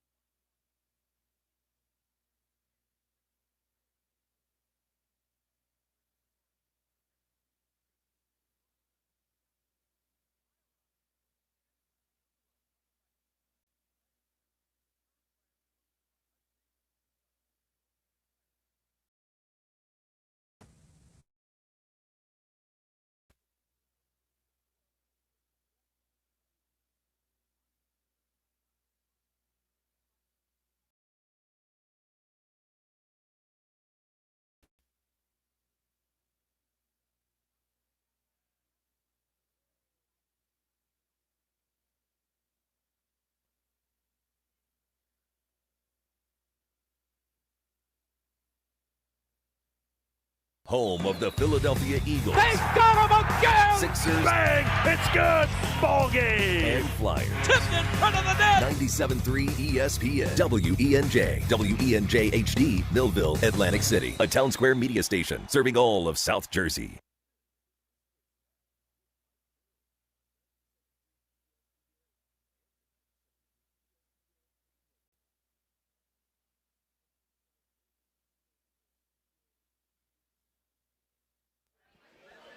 All right, 5 o'clock hour, last chance to get on the waiting list, although I got to be honest, I think there's so many qualifiers that are here, I think you've missed your chance if you're trying to get on the waiting list. I'm not deterring people from coming down here, but I've been told there's like 40 people on the wait list. I got to say something. It is crowded in here. Just packed. It is mobbed. It's unbelievable. Nuggets is on the mic over there. He is getting people ready for 99 bottles. We're going to start the bottles very soon. I think we are almost at 99 qualifiers, but I do believe the waiting list is pretty much done. I think you're out of luck. But stop out to Maynards. They got great stuff going on tonight. $1 Busch Light cans. I see my guy right here. Warren's got the Busch Light can. He's hanging out with that one. $3 tee shots, fireballs, $5 Sun Cruisers. If you're looking to hang out tonight, be safe, everybody, if you're going out tonight, and be smart driving around or get a ride or get an Uber or get a buddy or get a friend. But right now, he is back-to-back days. He's no Nicky Nuggets. He doesn't take off back-to-back days. KC Joyner is here from The Athletic with one thought. Every game, as we do every year, the Wednesday, it's our Thursday show and our Friday show, all wrapped into one. Happy Thanksgiving, Casey. How you doing? Doing great. Looking forward. Hey, I'll be working tomorrow, too. I'm working at Chat at The Athletic all day long. Be taking questions. Looking forward to it, man. Check out the chat, live chat at The Athletic tomorrow for all 3 games. I'm working tomorrow as well. I'm calling the AC Holy Spirit game tomorrow morning, and looking forward to that as I do each and every year. But Black Friday, we have a big game, and this one, let's dive into it and kind of get the take from you. Let's start with the Eagles' much maligned offense, which we talked about yesterday, but now they're matching up with this Bears team. Should they be able to run the ball against this Bears team? The Bears, over the past 4 weeks, are allowing 5.1 yards per carry on planned rush plays. They're 28th in fantasy points allowed on planned rush plays. I mean, this is not a good run defense. And mind you, there's other things that they don't do particularly well either. They're 22nd in vertical points allowed. They're not very good against tight ends. I mean, it's not like they're like, oh, we're inviting you to run the ball and then we're just playing great coverage. Hey, they're not doing anything well. But if I'm the Eagles, I don't care that Barkley fumbled last week. I see that ground attack, and I want to run the ball with him as often as possible. Get Bigsby involved in the game, too. Run 30 times. Well, I like that idea, and I'm wondering about that. You talked about Saquon Barkley a couple of weeks ago. Is this an offensive line problem? Is it a Saquon Barkley problem? Do you think there is more meat on the bone in this run game? I do. He had that real good game a few weeks ago and things, so there is some breakaway skill. I've mentioned before that when it comes to this year, teams are playing the Eagles and saying, we're just not going to let you get breakaway runs. The thing is, that sounds great in theory, but you can't give like 3 yards or 4 or 5 or 5.1 yards in a cloud of dust. If you do that, hey, we ran the ball twice, we got a first down, we'll do it again. If I'm the Eagles saying, look, if you can't stop our ground game, and we don't think that you can, and we're just going to keep doing it and say you're going to have to bring somebody down or something of that nature, I test them. I say, fine, we think we can do this, and we think we can run the ball with success. And if you don't get 50-yard gains, fine, we'll get plenty of 8 and 10-yard gains, and we'll still move the ball. I think it's going to be a long day for Chicago's defense. All right, what about the passing game for Philadelphia? I mean, you say a long day for their defense. They do have Kevin Byard, leads the NFC in interceptions. They did add Chauncey Gardner-Johnson. You got 2 former Eagles back there. Jalen Johnson might be back for this game as well. Do you want to throw the ball against Chicago? I do. Nashawn Wright has had some really subpar metrics for most of the year. I mentioned many times about how I do these cornerback rankings, and it's red, yellow, and green. Green are people you want to go after. They've got a couple of green players in their secondary. Wright might go up against A.J. Brown. Their safeties are not particularly good either. They're not. They've got yellow rated safeties. Like I said, even if Byard's in there, he's yellow rated safety. They don't have good safeties, and that's the thing. If you don't have good safety, great safety play, boy, it's hard to play defense because You bring a safety down to the box, but if you don't have good safety play, then whoever's sitting back there, you're going to go after. And if they're not good in coverage, even if they are sitting back, you can still go after them. If I'm looking at the Eagles situation, I'm going, hey, you know what? Pittsburgh put up 28 against these guys. I think the Eagles can put up as much, if not more. All right, let's look at the Bears' offense. Caleb Williams, Ben Johnson, and obviously this offense has grown throughout the year. They are now kind of finding their groove a little bit here. Philadelphia's defense is their strong suit here, but what do you think about the matchup with this offense that Chicago brings? I measure rush performance by how many fantasy points you're getting per game. Again, fantasy being a good barometer to look at NFL performance as well. The Bears over the last 4 weeks, 25.9 points per game on planned rushing plays. We're not talking scrambles, planned rushing plays. That's second in the league, second only to Jacksonville, believe it or not. So they can run the ball very well. They may decide they want to do that same thing. Only thing is, over the past 4 weeks, the Eagles are third in the league and and fantasy points allowed on planned rush plays. They're allowing only 4 yards per carry. They're just not giving up touchdowns a lot. The Eagles, Vic Fangio is very good at saying, okay, fine, I'm going to sit my safeties back, but I've got ways to attack your front. I'm not just going to sit back and be passive about it. It's a tough thing to do. You got a really good coach and you got players who can execute it. He does that very well. So if I'm Chicago, they've got some issues in their ground game. They've got a good ground game, but I don't like this matchup for them. Yeah, and you look at Caleb Williams, only sacked 17 times this year.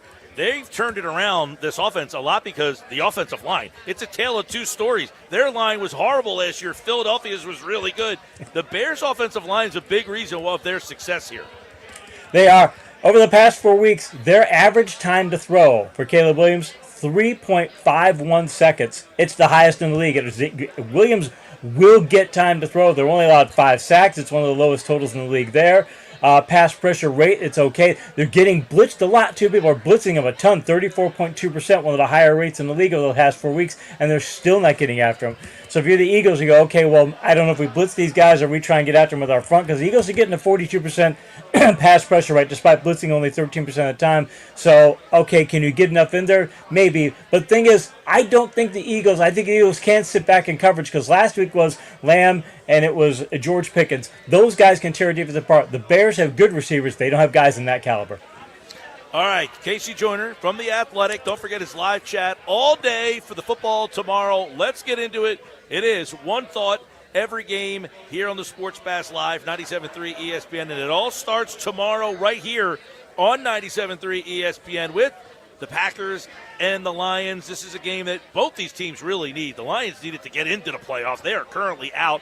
And the Packers needed to keep pace in that North. That tie might help them out somewhere along the line. It has them in the 6th spot. But this is a big game for both teams. It is very even matchup, too. I do a review of a bunch of metrics for the article I write for The Athletic. You can find my Confidence Picks articles. They're at The Athletic, by the way. 53-17 the past 5 weeks on straight-up picks, so doing okay there. Very even matchup. Jahmyr Gibbs showed last week what he can do if he gets a breakaway in a game. I mean, that's the one area where it's a big favorite for offense for the Lions. Gibbs is that good. Montgomery's that good. Does Jacobs play? If he does, is he at full strength? Does Wilson play? I don't think the Wilson-Jacobs combination is as good as Gibbs and Monty, so I'm taking the Lions. All right, One Thought every game. Let's go to the second game on the docket. It's the Chiefs and the Cowboys. Kind of an elimination field of this game. Chiefs saved their season last week. Cowboys saved their season. Chiefs, though, on the road are favorites in this game. This is an interesting one. The Chiefs' defense is the key. We talk about their offense all the time, but their defense is the key. They're 6-1 when they allow 20 or fewer points to the Chiefs. They're 0-4 when they give up 20 or more points. Dallas is 0-3 when they score 20 or fewer points. So if Dallas can't get the 20 points, the Chiefs win this game. But the Cowboys have scored more than 20 points on 8 occasions. I think they can put up big points against any team, including this one. I'm picking Dallas for the outright win. Ooh, Dallas to beat the Chiefs. What would that do to Kansas City season? We'll have that game on 97.3 ESPN. We'll also have the nightcap. Burrow's back. Does it matter? Their offense hasn't been the problem, but the Ravens have won 5 in a row, and their offense seemingly still is a problem. They do still. The bad thing for him is he doesn't get Higgins. So, okay, he's back. He gets chased by not Higgins, so you don't have quite the offense. And, again, the offense is good. The Bengals' defense has played a little bit better of late, which is not saying something, but they're mediocre now versus abysmal. They're still terrible at covering tight ends, so if you've got Likely or Andrews, get them in a fantasy lineups. But Baltimore's rush offense, they've got overall defensive advantages more than make up for that. I think, though, that because the Bengals can turn the game into a shootout, I'm going to take Baltimore to win, but I think Cincinnati's going to be able to cover. All right, one thought every game. We'll go to the Sunday slate, Jacksonville and the Titans. Jacksonville, they're in the wild card right now, so they need this game. They got the Chiefs breathing down their neck. They can't afford to lose this game, and you got a situation where you're a road favorite at Tennessee, one of my least favorite spots. And the Titans gave a little scare last week to the Chargers. They did. The Titans, there was a time when they were the worst team in the league. Metric-wise, they were just atrocious. Not the case anymore. They've shown significant improvement in many areas. They're still in the 6-game losing streak, but again, you're playing better. Jacksonville's got a huge edge in the ground game. I think it's enough to pick Jacksonville to win, but as you say, it's in Tennessee, and that's such a tough place to play. I think it's going to be a real close game, but I'll take Jacksonville. All right, one thought every game. This is a big one. Texans and Colts. Division here. Texans win. Close the gap by 1. They're also in the wild card mix. And that loss last week by the Colts might have people starting to doubt them a little bit. And rightfully so. And JT had his second lowest rush yardage total of the season. I mean, you need Taylor to put up big points, big yards. Texans' rush defense has been really good, but they just gave up 143 rush yards against Buffalo. So whoever wins that is going to win the game, I think. But Indianapolis is also at home. They're healthier, and the Colts also have better special teams. So they've got a little bit of a leeway there, even if Taylor doesn't give them a big advantage. So I'll take them to win, but I still think it's going to be a real close game. One thought every game, Saints and Dolphins. This feels like one of the games this week that there's nothing there. But the Dolphins have actually played much better football recently. They have. They're 1-6. Everybody wrote them off, and seemingly rightfully so. They've won 3 out of 4. They had that big win against Buffalo. Their ground game is superb right now. Their defense has 5 takeaways in the last 2 weeks. I mean, there's a lot to like about them, and they're well rested. They had a Week 12 bye. New Orleans looked positively uninspired against Atlanta last week, so I'm taking the Dolphins. One thought every game. Another game with not a lot there. The Falcons and the Jets, although the Jets have been playing better here recently. They have, and they got, it was... They lost by 13 last week, but the point spread was 13.5. So, I mean, they played well enough to get to the spread. They are playing good on defense. I mean, their metrics are not great, but they're good across the board pretty much. Atlanta, though. Atlanta has 23 sacks over the past 4 games. Their defense is playing really good. I think that's a difference maker in this game. I'll take the Falcons. All right, one thought every game. KC Joyner from The Athletic is with us for today's one thought every game. Cardinals and Bucks, and obviously Cardinals have struggled, but the Bucks are struggling. They need this game. I mean, all of a sudden, the NFC South is back in play. Yeah, it is, and the Bucks, I mean, they're getting some people back. They get Godwin back, and I know he's on a pitch count last week, but okay, they still got him back, and Sean Tucker's developed pretty well. Arizona, they're getting very good play at Jacoby Brissett. He's having a fantastic year, but they're just atrocious in so many areas. Normally, I would pick Tampa Bay by a significant amount, with that being the case. But since Baker Mayfield may not play this week, it's kind of up in the air. If he does, it might be at full strength. I'm going to pick Tampa to win, but it's going to be close. Remember, it's Wednesday, so he's got a little bit of time. Yeah. Make sure you check that out. One thought every game, Rams and Panthers. Important game for both. I mean, the Panthers, if they want to stay in this wild card mix, they need it. They're at home. The Rams need this game. They got Seattle and San Francisco, and they're the 1 seed right now. So if they want the 1 seed, you cannot go across the country and lose this game, but can they? I don't think so. They're the best team in the league right now. Matthew Stafford is playing the best football of his career. That's saying something because he's a future Hall of Famer. Carolina is well coached, but Sean McVay and his staff are probably the best coaching staff in the league. And the Rams' defense might be playing better than their offense. I don't think they take this game lightly. I think they look at it as a road trip and they get a huge win. All right, one thought every game. This game is on Rock 104.1. It is the Vikings and the Seahawks. McCarthy's been abysmal as the quarterback there. The Seahawks, though, again, they're in the wild card. They're in the division. They had to travel on the road. They get a home game finally against Minnesota, who went to Detroit a couple of weeks ago and surprised people. They did, but you said McCarthy is looking terrible. Does he play? Does he play if he's injured? Do they put the rookie quarterback in place? Those are big things. When I ran the metrics on this game, even taking a quarterback and not into account, the Seahawks had a gargantuan edge in just about every category. I mean, the Vikings are playing bad football right now. When you've got a bad quarterback and you've got their kind of system, it permeates through the whole team. I think Seattle wins this game handily. All right, one thought every game. KC Joyner from The Athletic is with us on the Sports Bash. Let's go to Bills and Steelers. both teams important here. Bills and Steelers in the wild card mix. Steelers more so in the division. Buffalo's 2 games back. They got to get this if they have any shot to win the East. But now, if a loss, they would be in trouble in the wild card. Which is incredible to think of how they were playing earlier this year, because at one point, Allen was the number 1 MVP candidate, and the Bills look like, hey, we're on a Super Bowl run. This game is close on the board, and each team has pluses and minuses on both sides of the ball. I could have gone either way with that. The Bills are healthier. They also have a healthy Josh Allen. And Rodgers, if he plays, he's dealing with a broken left wrist. I take that. I think it's going to be a close game, but if I got to pick a close game, usually I take the home team. But in this case, because I got a healthy Allen and a banged-up Rodgers, I'm taking the Bills. All right, one thought every game. Let's go. Raiders and Chargers. Raiders are just awful. They fired the offensive coordinator, Chip Kelly. Chargers, though, they need this. They're a 9.5-point favorite, but obviously, if they lose this game, they would be slipping out of the wild card, and they look like a team that was pretty firm. This offensive line has been a problem for them, but I don't know. Can the the Raiders really win on the road at L.A.? I mentioned in my Athletic article that this might be one of the blandest teams in Raiders history, and the Raiders do a lot of things, but bland is not what they do. This is terrible from that. It's Ashton Jennings hurt. They're terrible in so many metrics. LA's got some problems in pass blocking. You're very right about that. Their metrics are awful, and they're not their peak, but they outclass the Raiders in so many categories. I can't see the Raiders winning this one.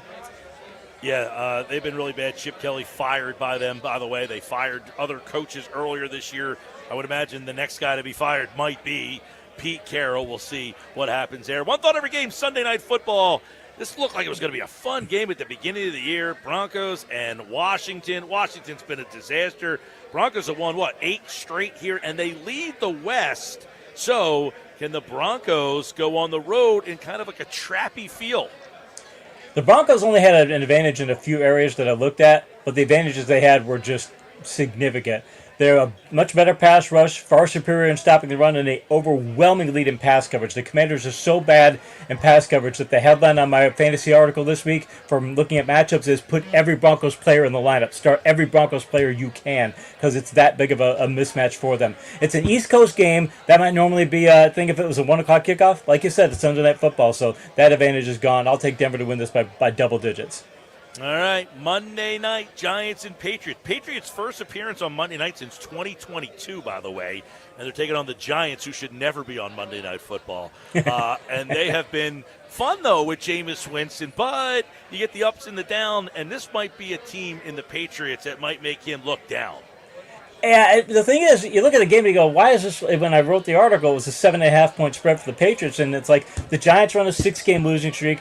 The Patriots are on a 9-game win streak. Only 7.5 points? Why is that? Because New York keeps games close. The Giants have 4 one-score losses during their streak, and they have against good offenses, good teams. I mean, they're not a team that loses by a lot, and 3 of New England's last 4 wins have been by 6 or fewer points. These teams tend to play it close, so I think New England wins, but by less than what the point spread says. All right, one thought every game on the Sports Bash Live with KC Joyner from The Athletic. And don't forget, you can check out all of his coverage at The Athletic and follow along tomorrow during the Thanksgiving Day games. But it all comes back to Black Friday. Let's check out the Eagles and the Bears. The Eagles, by the way, are a touchdown favorite in the game, over under 44.5. Obviously, the Bears, 8-3, first place. Philadelphia, 8-3, first place. The Bears feel like the team kind of on the come. The Eagles feel like the team falling back, but do they get themselves right in this game? What matchup stands out the most in this one? The matchup that stands out the most is that Bears rush defense against the Eagles rush offense. I think the Eagles rush offense is capable of doing a whole lot better than what they've done. Chicago forces a lot of takeaways. That's another reason you want to run the ball. They don't have the kind of wideouts like Lamb and Pickens that can go after the Eagles secondary. I think that they'll be able to move the ball some, but I'm telling you, the Eagles' run defense is going to be able to stop the run game. But it is, in fact, this game comes down to the ground game, and the Eagles have advantages on both sides of the ball there. I'll take the Eagles to win. He likes Philadelphia to win the game. That would get them to 9-3. We'll see what happens with the Rams in Carolina. He likes the Rams in that game. They'll put the pressure on the Rams. And the Bears would fall to 8-4. All right, KC Joyner, I don't know how many years we've been doing this. People love it. One thought every game. And we wish you happy Thanksgiving, and we look forward to the stretch run of the season with our One Thought Every Game segments. Hey, happy Thanksgiving to you too, Mike. Thanks, man. KC Joyner, everybody, and he's brought to you by BMW of Atlantic City, where your luxury BMW experience is closer than you think. Take advantage of exceptional savings and experience luxury today at BMW Atlantic City in Egg Harbor Township. Well, we're at Maynards and Margate. Pete, give me a thought on the crowd in here today. Well, I see a Russell Wilson jersey right in front of me. Hello, sir. It is crowded. How did I miss that? It is. I've been doing this event for a little while now. This is probably the biggest crowd I've seen.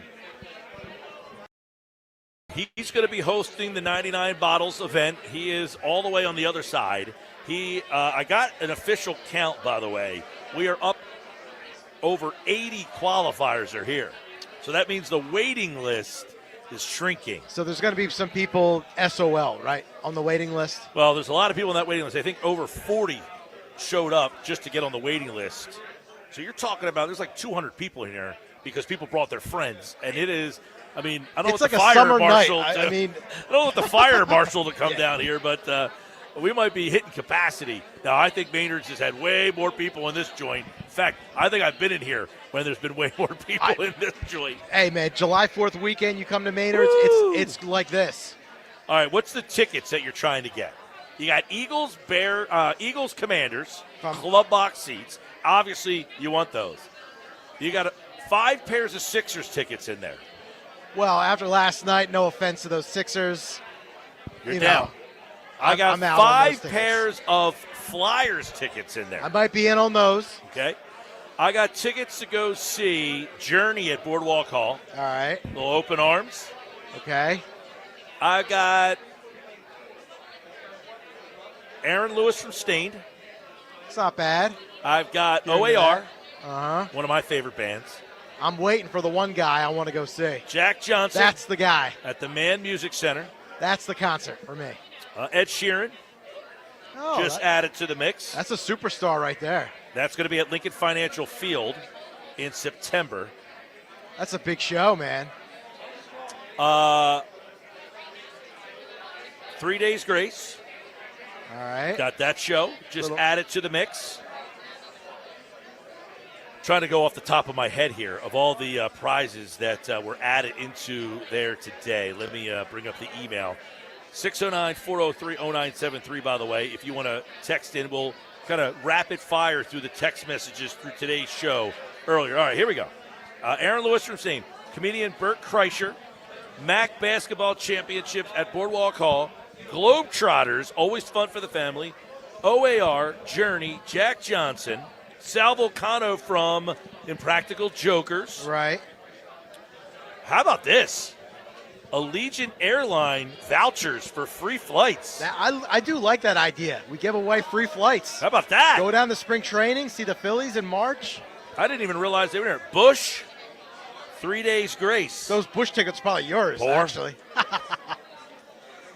We've got an autographed Vince Papale, a Vince Papale Kelly Green jersey and an autographed framed Placido Polanco jersey from the Fan Zone, and we got Fan Zone gift certificates as well. So those are some of the prizes for everybody out there. Again, Maynards at Margate. By the way, they are having a great party tonight with $1 Busch Light cans, $3 T-shots, and Fireballs, and $5 Sun Cruisers. This is like July 4th weekend in here, man. I hear Nuggets is over there getting the bottles started. That's starting in 1 minute. We'll be back with more Sports Bass Live on 97.3 ESPN, the 97.3 ESPN free mobile app, and if you're watching the show live on the X platform and on YouTube at Mike Gill Show.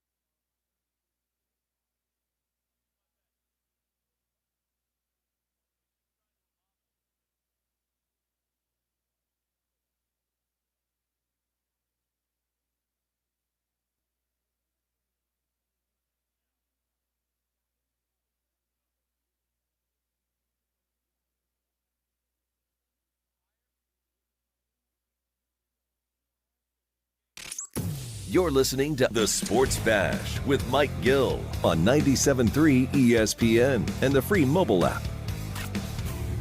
And until the Eagles can get right with being able to run the football, that offense is going to continue to be uneven. They are a run-first team. When you start talking about the identity of the Philadelphia Eagles, that's who they are. They major in running the football. This year, the Philadelphia Eagles are 28th in pass attempts. Last year, the Philadelphia Eagles were dead last in pass attempts. But your running game is going to be inconsistent if you continue to do the same things and not necessarily get the productivity that you had in the past. And I get it. Because you've had success, you're reticent to change, but you've got to continue to try to improve. Coach Parcells used to say this all the time.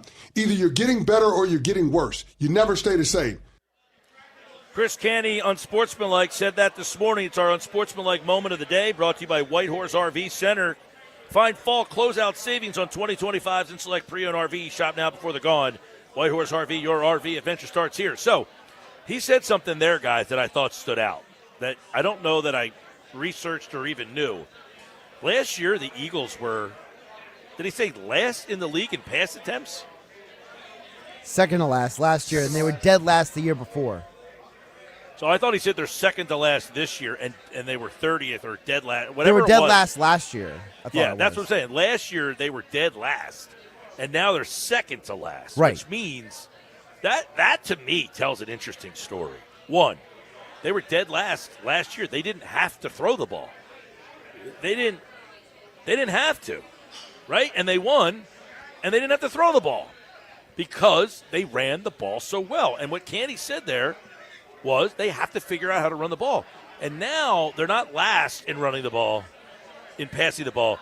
They're trickling up the list. Why? Because they're starting to come to terms with the fact that they can't run the ball. So now they're going from – now, I don't know that anybody wants to advocate being last in pass attempts. Especially with A.J. Brown, Devontae Smith, and Dallas Goedert. That's true. But it worked for them enough that they won the Super Bowl. And look, to me, that's the big difference, is they could run the ball. And then when they needed those guys, there was such bigger element of surprise. And those guys are so good that the results were so much bigger. Now, the flip side of this is they're starting to go from last to second. You know, they're moving their way up the list because they can't run the ball. And that stat right there by Chris Canty, I think, tells the story of the Philadelphia Eagles are starting to come to terms with the fact that they cannot run the ball. Does that mean you should abandon the run completely? Because Saquon Barkley only got 10 carries last week. No, but I'll tell you what I think about that. Josh, were we talking about this the other day about Bigsby's averaging 9 yards a touch? Right. Yeah. I think you do have to now come to the realization that Barkley's just not, for whatever reason, I'm not saying he's lost a step. That's not my claim. Maybe he has, maybe he hasn't. That's not my claim. It's not working. So now I have to shake it up. I have to do a little thunder and lightning. I have to do Sonic and Knuckles. I got to get my other guy just a different look, right? I got to get some packages where Bigsby gets a series. I got to get a package where Will Shipley gets the series, and they throw him the ball out of the backfield. Jesse Holley was on the show on Friday last week getting us ready for the Cowboy game, and he told us that the Cowboys are vulnerable to running backs catching the ball out of the backfield, right? Yeah, and I think to your point, Mike, you and I agree that there needs to be more of a mix. Where I lean into what Canty said, there were two things he said that stood out to me, but one of them he says, you got to stop doing the same thing again and again. And a lot of the film people, you know, the Greg Cosell's and the Dana Orlovsky's and the guys like that, they keep saying that the Eagles keep running Barkley in the same plays again and again. They keep running him off guard, in between the tackles, off the center.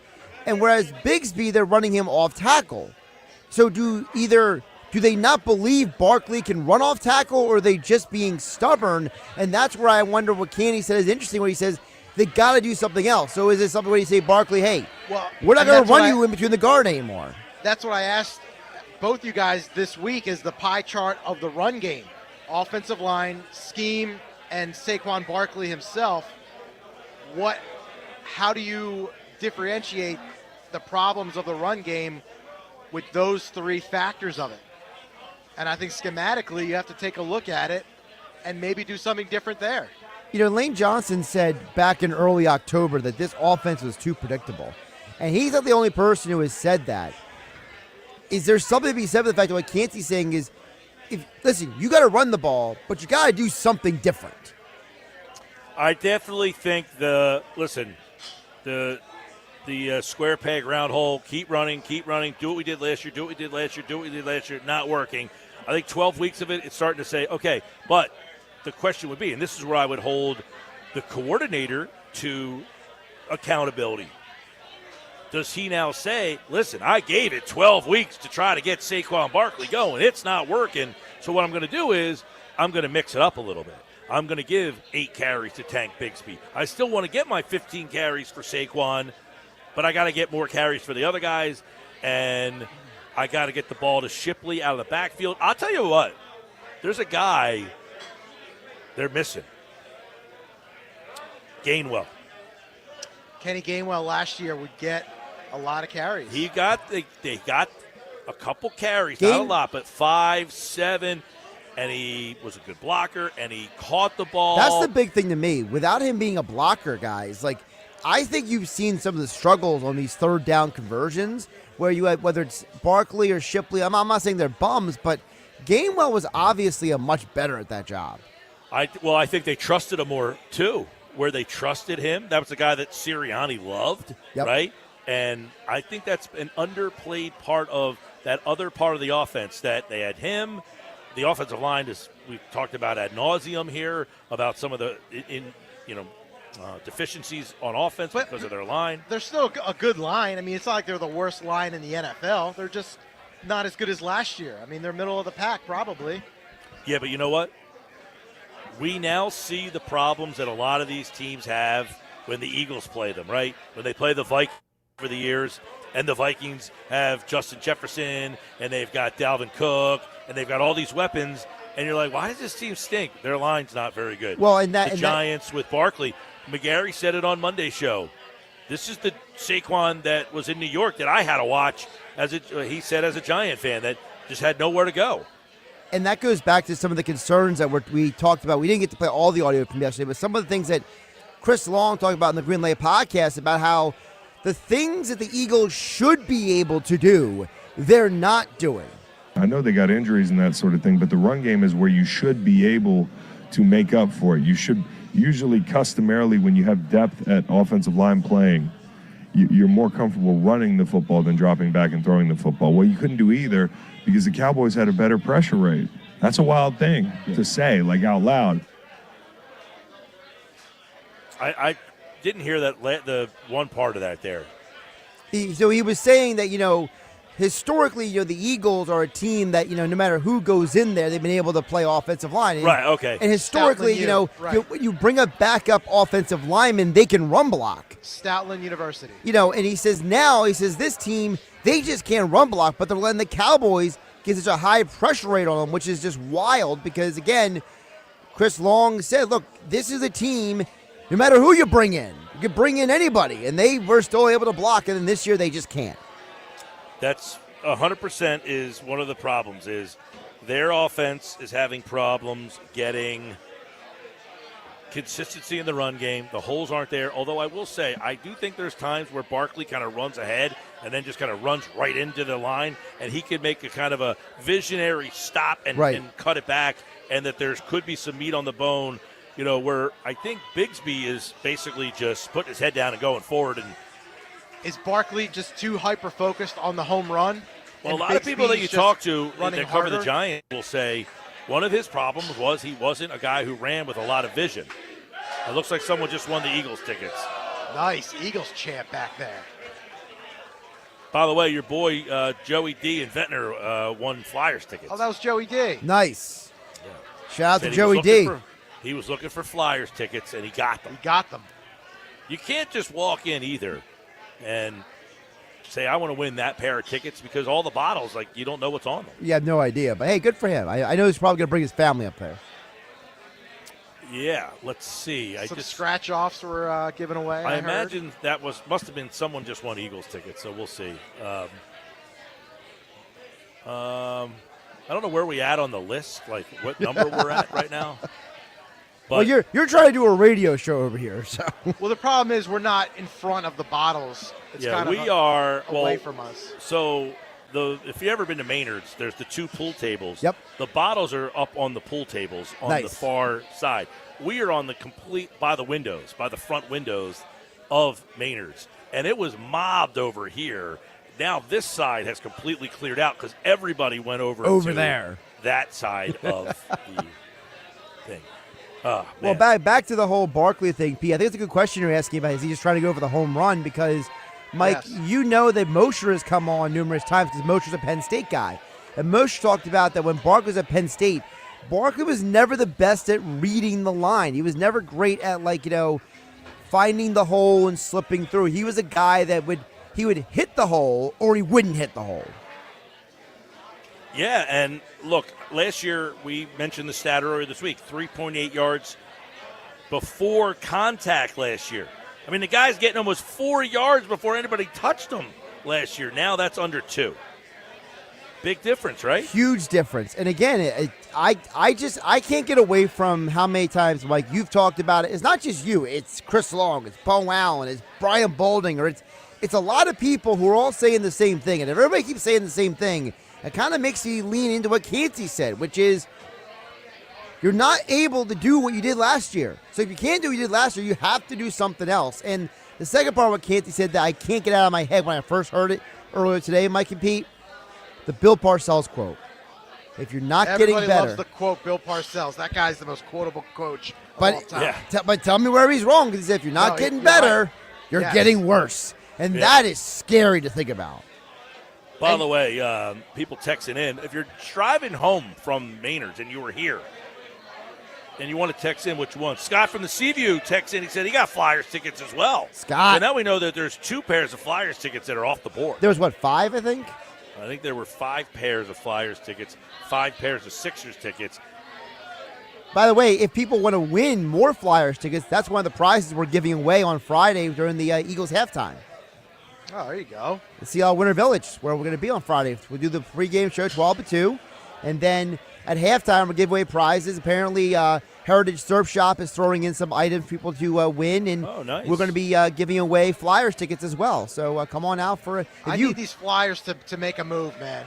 It's time. Put up or shut up. Enough of the draft assets and looking forward. Make a move. Make a big move. Who do you want to trade then? Who are you trading, Pete? I'm trading draft picks. I'm probably going to trade. I mean, you might have to look at like a Tyson Forrester. I'll tell you who I would trade. He's playing well. I mean, Michkov is untouchable to me. He's untouchable, but there's somebody else on this team that I think you should trade. I know front desk Nate said he wants to look into moving Tippett. See, I'm totally against that. The guy I'm trading is Couturier. Oh, Couturier. I mean, I don't think he's that valuable to get a could you big guy. Can you get similar when you got Tippett? Could you get something when you traded Giroux and get a guy that blossoms? But although I think that Giroux obviously better player than Couturier. With Giroux, a better player at the time he was traded. The other thing with Couturier is that if you're trading him, you got to trade him to a team that needs a veteran centerman, right? There's always teams that need those kind of guys. And but Couturier, you don't want to dump anyone. You want to trade someone to get something valuable in return. Right, but you trade Couturier for another team's young guy that maybe they don't really have a spot for him anymore, like a change of scenery. To me, yeah, but Couturier is not a part of your big picture plans. Right, that's what I'm saying. You trade him away to somebody, make him. He's I'm telling him in that I don't mind trading Couturier if you get a younger player that's going to be like Tippett. That's what I'm saying. To me, I look at Couturier's age and I say he's not part of the future of this team at this point. Oh, 100%. And you almost have to. I mean, they're in a weird spot. They're almost getting close to where they were before with Giroux, where they got a lot of mediocre guys. And if Michkov takes that next step to become the leading star, but I don't know. Where do we When feel? is it time to make that big fish move?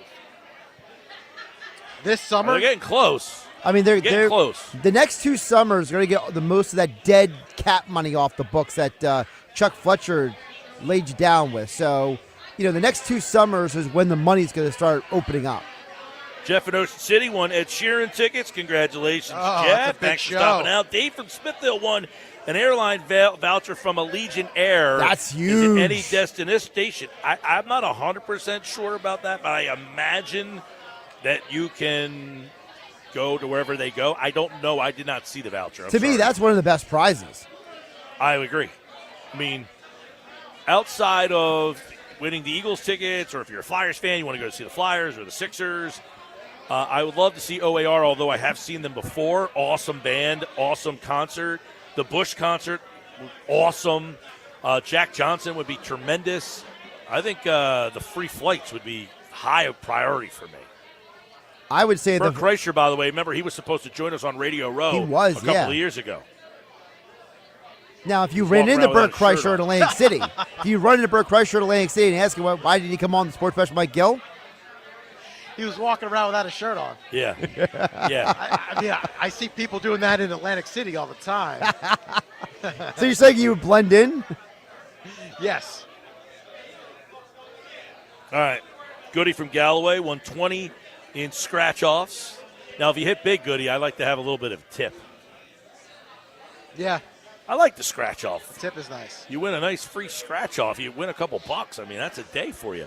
Everybody wins something at 99 Bottles. Hey, if you weren't at this year's party, we'll do it again hopefully next year. Maynards has been a great host today. We thank them for having us here. Steph's a great WVUer. No, she heard you through all this commotion. Yeah, right. Nice. All right, we're getting ready to get out of here. I'll give you my pick, game balls, and more coming up next.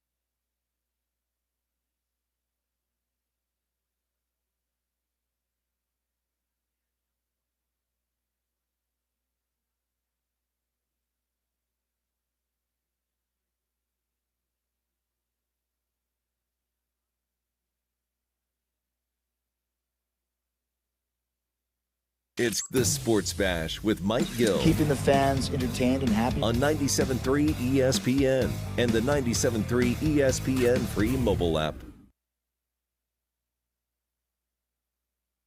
All right, we're getting ready to get out of here. It's been a crazy day. It's actually emptied out a little bit, which is refreshing.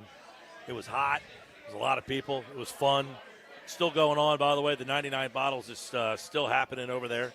If you're one of the winners of the tickets, congratulations. For those people who stopped out and saw us, we appreciate you doing this every year, getting to see all these, some familiar faces. A lot of people have been to a lot of these. Others new, first time out or wherever. All the people that came out on the waiting list just to try to get in today. It was a packed house and a lot of fun. It's always a lot of fun when we're out on location and you got 200 people out here today. It's a very cool concept, very cool idea, and how it's evolved over the years. Now everybody's a winner. Everyone's a winner. Now, will the Eagles be a winner? Oh, boy. I was on Birds 365 this morning. They asked me, and I went with the Bears. As this show has gone on today, I have felt a little bit better. KC Joyner with the run game stuff, how bad they are against the run. The question is, do you believe, and I'm not a big Caleb Williams guy. Are you a big Ben Johnson guy? I do like Ben Johnson, but what I don't like is the Eagles' offense. If Devontae Smith doesn't play, that's just another negative for this offense. I think the offensive line's a big problem. I like the Bears to win the game, and that spells big-time trouble when we're at Ocean Casino on Monday. Happy Thanksgiving, everybody. Thanks to everybody who helps the Sports Bash continue. I mean, we've been on the air in this industry for a long, long time. This is not normal that we have a show that we get to do together every single day. So happy Thanksgiving to Josh, Pete, everybody out there. Nuggets, we thank you for everything that everybody does for helping make this show on the air over 20 years, I think, anyway. I don't remember what year I started, but it's been a lot of fun. And every 99 bottles, we enjoy it, and it's a great opportunity for us to see and how much we appreciate all the listeners. So thank you, and happy Thanksgiving. Go Birds. We'll talk to you Monday.